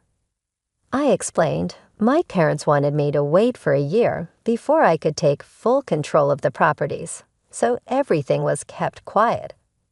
But now I own this entire neighborhood, including the place you're living in." Linda and Larry were left speechless. The realization that they had been living in a place I owned after all their scheming was too much for them to handle. The tables had turned completely, and they were finally exposed for who they truly were. I turned to leave, feeling a sense of closure and satisfaction. I had seen through their greed and managed to come out stronger on the other side. Now I was ready to move on and build a new life free from their manipulation and lies. I got my inheritance, and my parents wanted me to test if you were with me for love or money. Well, you both failed the test, so now you won't get anything from me. The estate manager was put in charge by my parents to take care of the property before I inherited it. They were very smart, you know." Larry scoffed. "That's impossible. I don't believe anything you're saying. You're just embarrassed because you don't have any money left." I replied, "Oh, really, Larry? Is that what you and your mother think? Why don't you call your landlord and ask him yourself?" Linda and Larry quickly called their landlord to check what I had said. Since their landlord was actually the estate manager, he told them everything. When they hung up, they looked shocked and panicked. "You lied to us," Linda stammered. "You tricked us into thinking you didn't have anything, but you own the entire housing society now. How dare you trick us like this? You wanted to keep all your wealth to yourself, so you made Larry divorce you and sign papers saying he wouldn't take anything from you." I couldn't help but laugh at their nerves. It was finally hitting them how badly they had messed up, and now it was time for some well-deserved karma. I said, "It's funny you're accusing me of being dishonest, Larry. You tricked me into marrying you by pretending you loved me, and Linda, you helped him with this plan and even told him to divorce me. If anyone here was scamming, it was the two of you. As for my inheritance, you asked how much money I got, and I answered truthfully. This was all a misunderstanding on your part. Linda tried to reason with me. What's done is in the past. Why don't we try again? We did spend 5 years together, and it would be a shame to throw it all away." I shook my head and said, "So now you want me back in your life? Funny how you were so eager to start fresh with a new girl. I hear you're already seeing someone rich. Don't worry, I'll let her know what a snake you are, Larry." Larry and Linda started begging me not to ruin his new relationship. Larry pleaded, saying that if I wasn't willing to give him another chance, I shouldn't mess up his future. I told him to get lost and also informed them that I would kick them out once the property was officially mine. They panicked and started begging even more. In the weeks that followed, Linda and Larry kept coming to my house, pleading for forgiveness. They already had an eviction on their record, so it was unlikely anyone else would rent to them. The only reason they were still staying on my property was because I had asked the estate manager to allow it. I also contacted Larry's new girlfriend and told her everything. She was horrified by what Larry and Linda had done and broke up with him immediately. She even showed me the text messages as proof. Larry and Linda came over after this disaster and started cursing and calling me names. I promptly made a police call and had them taken off my land. I promptly evicted them once the property was officially in my name. They had no idea that I would actually carry out my threat. I called the police, who issued them a strong warning when they reappeared. In addition, I requested a restraining order. As it turned out, everyone in the town was aware of what had occurred. After being rejected by their friends, Larry and Linda were forced to move out of the city and start over somewhere else. For now, though, I'm content with my newfound money and at last free of those gold-digging leeches.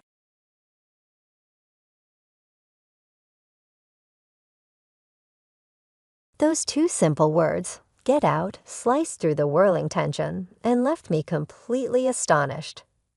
The wife of my eldest son was the one who issued this command. It reminded me of a similar expulsion I'd experienced years before when I left my parents' house. The idea of being ejected from yet another house made me feel a sharp surge of rage. I stood my own and said, "Well, I'll leave then," my voice quivering with a mixture of sorrow and wrath. I started to gather my things with a purpose, making a quiet promise that this would be the last straw in a long list of grievances.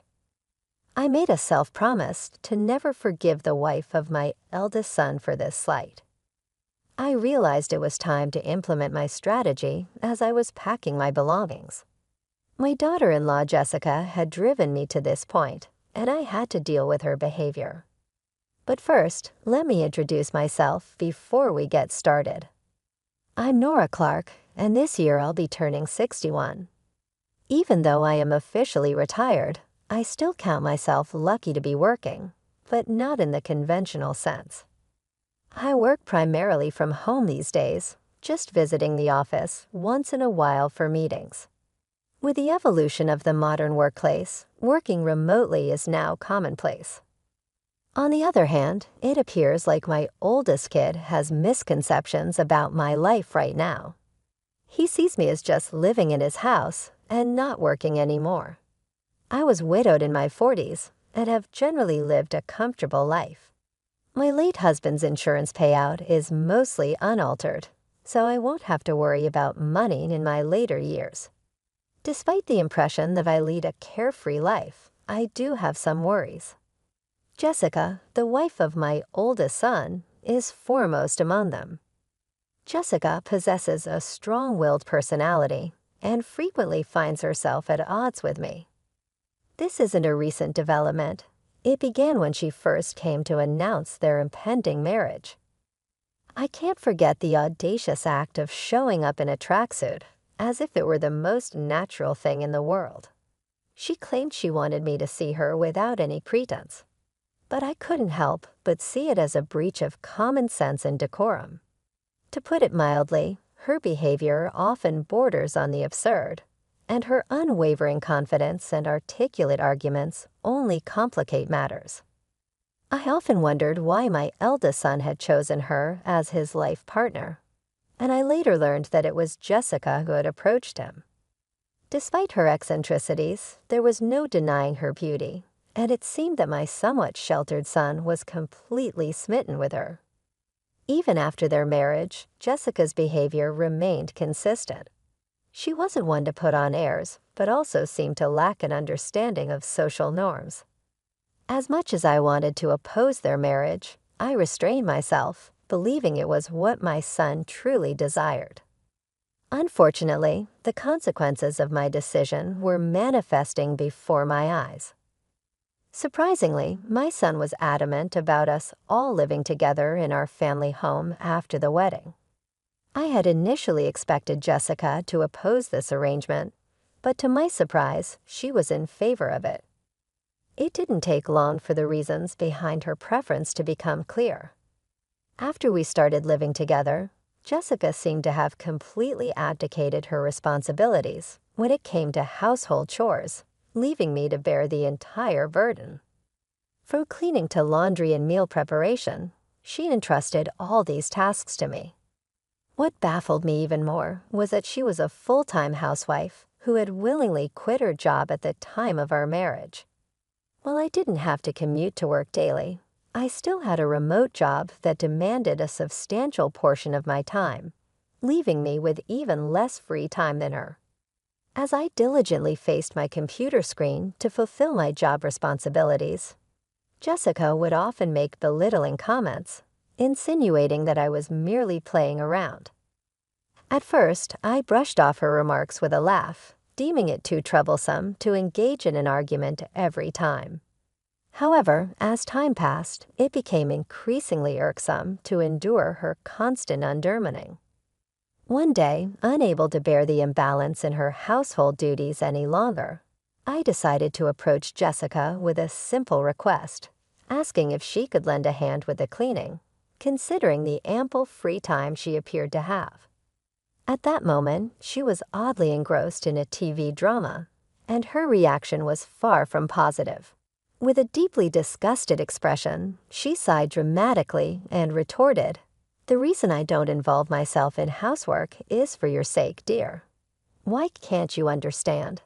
It's disheartening that you can't appreciate my thoughtfulness." In a rather peculiar turn of logic, she justified her refusal to contribute to household chores by claiming that doing so would deprive me of my sole job. According to her, this would lead to a sedentary lifestyle for me, which she argued was unhealthy.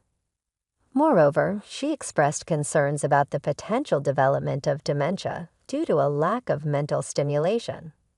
In other words, Jessica believed that allowing me to handle all the housework was somehow in my best interest. Her reasoning bordered on the absurd, and I couldn't help but shake my head in disbelief. In an attempt to lighten the situation, I reminded her, "We decided to live together so that you can make sure I don't slack off, dear." Her response, delivered with a half-smile, left me utterly speechless and confused. It was at that moment that I began to deeply regret our decision to cohabitate. Every day felt like an ordeal as I found myself laboring over household chores under Jessica's watchful eye. Frustrated and feeling like I was at my breaking point, I decided to confide in my eldest son. My intention was not to complain about Jessica, but to find a solution to my predicament. I explained to him the difficulties of living in our current house, which was old and riddled with level differences. My age and physical condition had taken a toll, resulting in a back injury the previous year. These challenges made daily life increasingly arduous for me. Following our conversation, I made the decision to move into an apartment. It felt like Jessica had driven me to this choice, though I had no regrets about leaving. The new apartment I secured was a rental, and while I initially thought it might be too spacious for me to live alone, I ensured that it had enough room for my grandchildren to stay over in the future. I even had the interior customized to my taste, and at last, my own personal castle was complete. However, my joy was short-lived, as Jessica began coming over to the new apartment every day, staying until late into the evening. She lounged on the living room couch, looking around and commenting, "The new apartment is really nice, isn't it, Mother? It might be too big for just you. Why don't you come back to your old home and take care of the house chores? It's for your health and longevity, you know." Jessica's behavior had become unbelievably frustrating. She insisted that I return to our old house to take care of the chores during the day, and her self-centeredness was enough to make anyone dizzy. I had already moved out of that house, and it was time for her to step up as the wife and handle the household responsibilities. After all, I was the one taking care of all the house chores in my new place, and my annual checkups always came back with good results. There was really nothing for Jessica to worry about. However, when I confronted Jessica about this, she simply turned her head away, as if pretending not to hear my words. It was her usual strategy to ignore anything that was inconvenient for her. Yet, even after this confrontation, Jessica continued to visit my apartment regularly. Just the other day, she casually mentioned that going back to the old house was too much of a hassle, and ended up staying the night. My parents' home and my apartment were conveniently located just a 15-minute walk apart, and it was my eldest son who had suggested I live near my parents' home. He was concerned about me and thought it would be better for me to be closer to them. While his concern touched me, it also made me a little sad to leave the house where I had spent so many years. One day, when I had been out on a rare business-related outing and returned in the evening, I was in for a surprise. To my disbelief, Jessica had let herself into my apartment using the spare key I had given to my son, without telling me. "Oh, welcome back," she said, lying on the floor in front of the TV, not even bothering to get up. I was taken aback and felt uncomfortable knowing that she had been in my apartment while I was away. I told her sternly, Jessica, that spare key is meant to be used in emergencies, not for you to let yourself in when I'm not home." It was the first time I had firmly asserted myself with her. She seemed surprised because I was usually quick to forget my anger, but this time I held my ground. Her response was less than pleasant. "You really are a stingy mother-in-law," she yelled at me. "I can't stand that about you, and I can't stand anything about you, not even this apartment. We're a family, so you should leave." She tried to usher me out the front door. It became clear that Jessica couldn't stand the thought of me living in this apartment. She was upset that her family was living in the old house while I occupied this place. According to her, it was unfair that the rent for this apartment was being paid by my son James. She believed that it wouldn't be strange for us, as his family, to live here. In her mind, it was a matter of living within our means. Jessica's perspective helped me understand why she was constantly showing up at my apartment. She believed that this apartment should have been a place for her family to live, and she was not shy about expressing her displeasure. In the end, I decided to agree with her demands. "All right, I will leave," I retorted, staring her down. "I promised to move my belongings out within 3 days." Jessica, still skeptical, demanded that I call the moving company right there in front of her. I didn't waste a moment and immediately called a moving service from my smartphone, scheduling them to come in 2 days. As Jessica left, satisfied with the resolution, I watched her retreating figure and began formulating a plan for my new life in a senior-specific apartment. It was time for a fresh start and a peaceful living environment. After much contemplation, I made the decision to embark on a 2-month trial of a significant change in my life. It involved the rather unsettling task of handing over both the keys to my cherished apartment and the accompanying lease documents to Jessica, all in the hopes of initiating a contractual alteration through the mediation of our trusty real estate agent, who would ultimately convey our request to the landlord. Fortunately, my history with the landlord spanned many years, and this long-standing relationship proved to be the beacon of flexibility and understanding I had been hoping for during this tumultuous period. Their willingness to accommodate our requested changes in such a congenial manner was, to say the least, an immense relief to me. However, my eldest son, whose emotions were running high and his patience dwindling, was not as pleased with this development. In fact, he was furious with Jessica for what he perceived as her kicking me out of our beloved apartment. The strain in their relationship had reached a point where he was seriously contemplating divorce. Oddly enough, though, Jessica appeared unperturbed by his inner turmoil, displaying a surprising level of indifference. On the contrary, she seemed to have embraced the idea of living alone in our apartment and boldly declared her desire for us to live separately.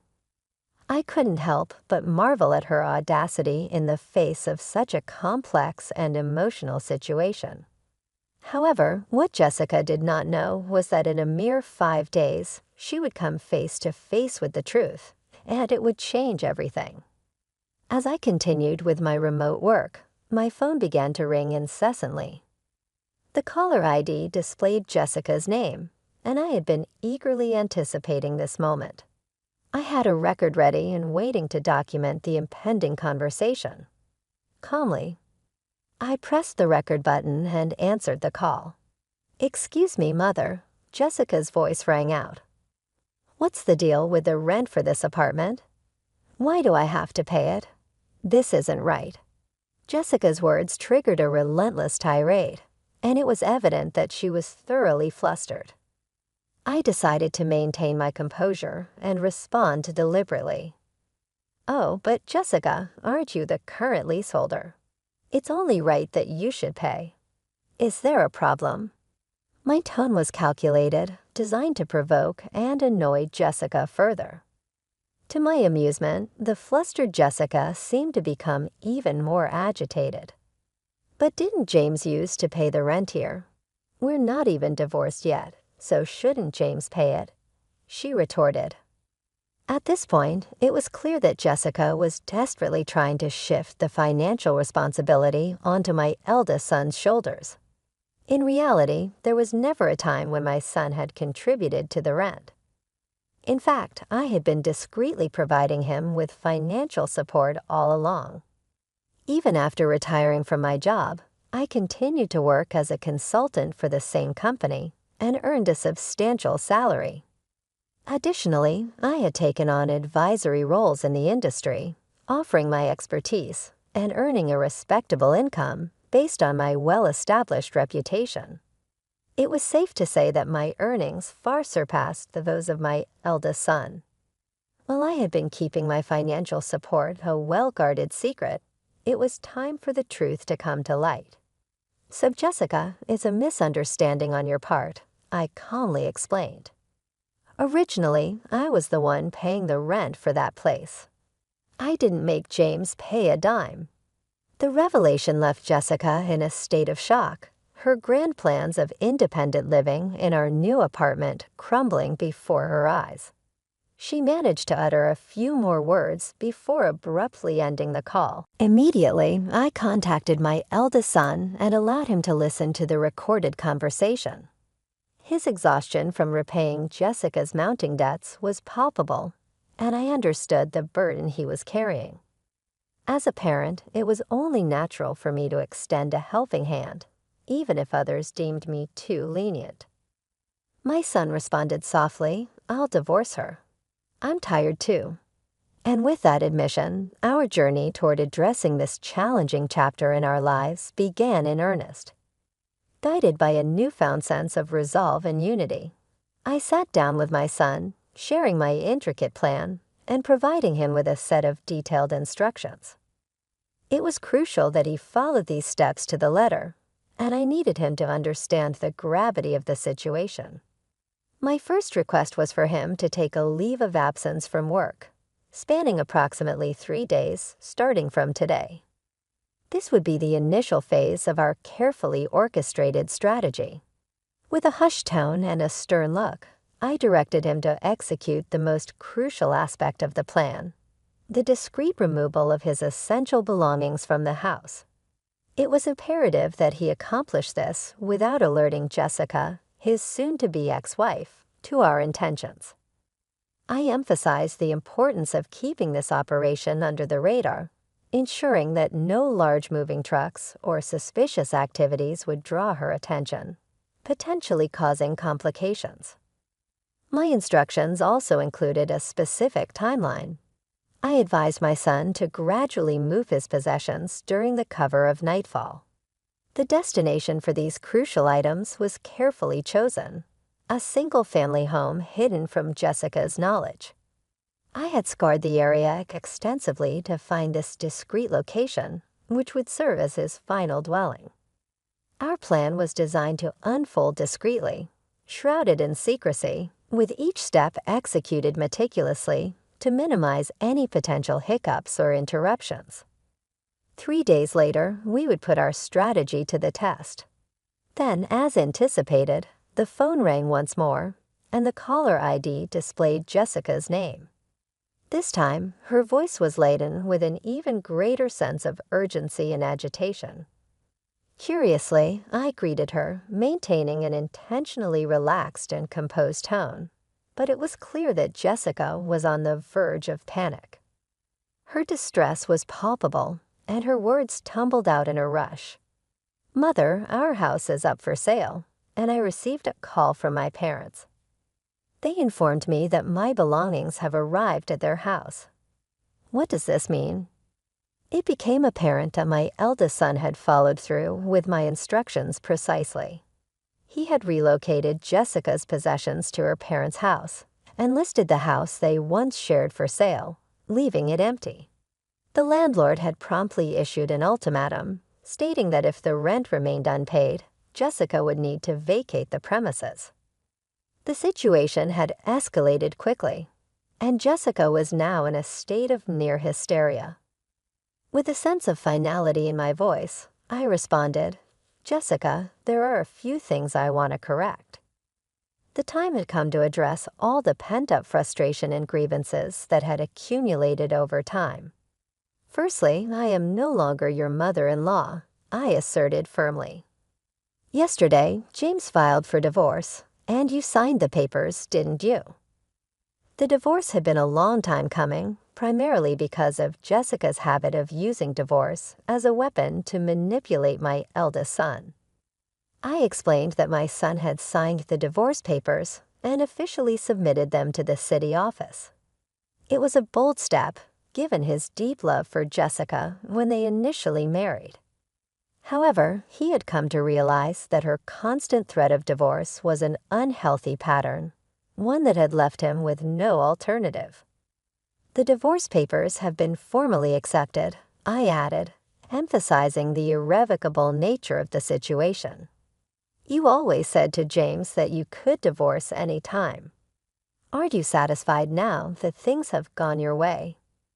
My voice was calm, but the tension hung in the air. On the other end of the line, Jessica seemed to be holding her breath, searching for words to respond. Frustration must have been coursing through her veins, as she was unable to articulate a retort. Moreover, I couldn't help but express genuine concern for her post-divorce prospects. I pointed out the practical challenges she would face, including her financial situation and the costs associated with relocation. "How did you even manage to pay this amount?" I inquired, genuinely surprised. Jessica's frustration was no longer concealed. It erupted into a tirade of anger and curses directed at me. In that moment, it was clear that our carefully orchestrated plan had unfolded precisely as intended, though the repercussions were unfolding in ways that no one could have predicted. She spoke of her union with my son in a manner that was nothing short of confounding. According to her, the marriage was a consequence of her late husband's inheritance, which she asserted was now under her stewardship. In a tone that pierced the air, she vehemently declared her inability to so much as budge a single penny from this newfound wealth. It was as if she had been bound by some invisible financial straitjacket. The anguished cry that followed was a stark contrast to her earlier tirade. Her grievances flowed freely as she lamented the unfortunate turn of events. It was evident that her matrimonial ties had been forged under the weight of insurmountable debts. I chose not to intervene, allowing my son to eavesdrop on this exchange, understanding that it might serve as valuable evidence in case of a future divorce. As Jessica's tirade continued, I patiently waited for it to run its course, a task that demanded significant endurance. For approximately a quarter of an hour, she ranted unabated, her words like a storm of frustration and discontent. Then something shifted. The tone of her voice softened, and the anger that had once consumed her gave way to desperate pleas. She confided in me, revealing her disconnection from her own family, who had disowned her due to her profligate spending and borrowing habits. Tearfully, she begged for assistance, her voice quivering with vulnerability. As I listened, I couldn't help but feel a pang of sympathy for her, though I remained steadfast in my resolve to view her predicament as a consequence of her actions. Apologies and regrets, it seemed, held little sway over our relationship now. We were, after all, strangers, and there was little more to be said. With a curt farewell, I ended the conversation, finally exhaling a sigh of relief. However, the drama did not end there. My eldest son later informed me that Jessica had caused a scene at his workplace, leading to the involvement of law enforcement. Upon returning home, he discovered that she had been forcibly locked out of their shared apartment, with the landlord having changed the locks during her absence. It appeared that she had been attempting to reach us, but we had preemptively disconnected our phones and changed our numbers.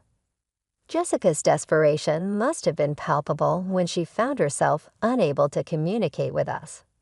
She was left with no choice but to turn to her estranged family for help. However, her return home was met with a cold reception, as her family had left her belongings, which I had sent to them, exposed to the elements in the backyard. Adding insult to injury, the unpaid rent for her apartment had been billed to her parents, further stoking their anger. There were rumors going about that Jessica had taken up residence in an apartment furnished by a homeless support organization. When I ran into her on the street, it was immediately apparent how drastically her situation had changed. Her skin had become dull, and her once vibrant hair had gone a ghostly white, all signs of the stress she had been under. Seeing her change demonstrated how a person's living circumstances could have a significant impact on their well-being. It served as a sobering reminder of the effects of decisions made. In my case, I had made a fresh start in a home that I had bought with my late husband's fortune. Because it was a duplex, my son could remarry if he so desired. They ate meals together, but other than that, he took care of business on his own. The proceeds from the sale of my parents' house were set aside for my son, his future wife, and, of course, any future grandkids, with due consideration for their requirements. I fulfilled a lifelong ambition by tending to an English garden in the peace and quiet of my new home. I would tend to the yew trees and plants on days when work did not require my attention. I found comfort and meaning in their growth.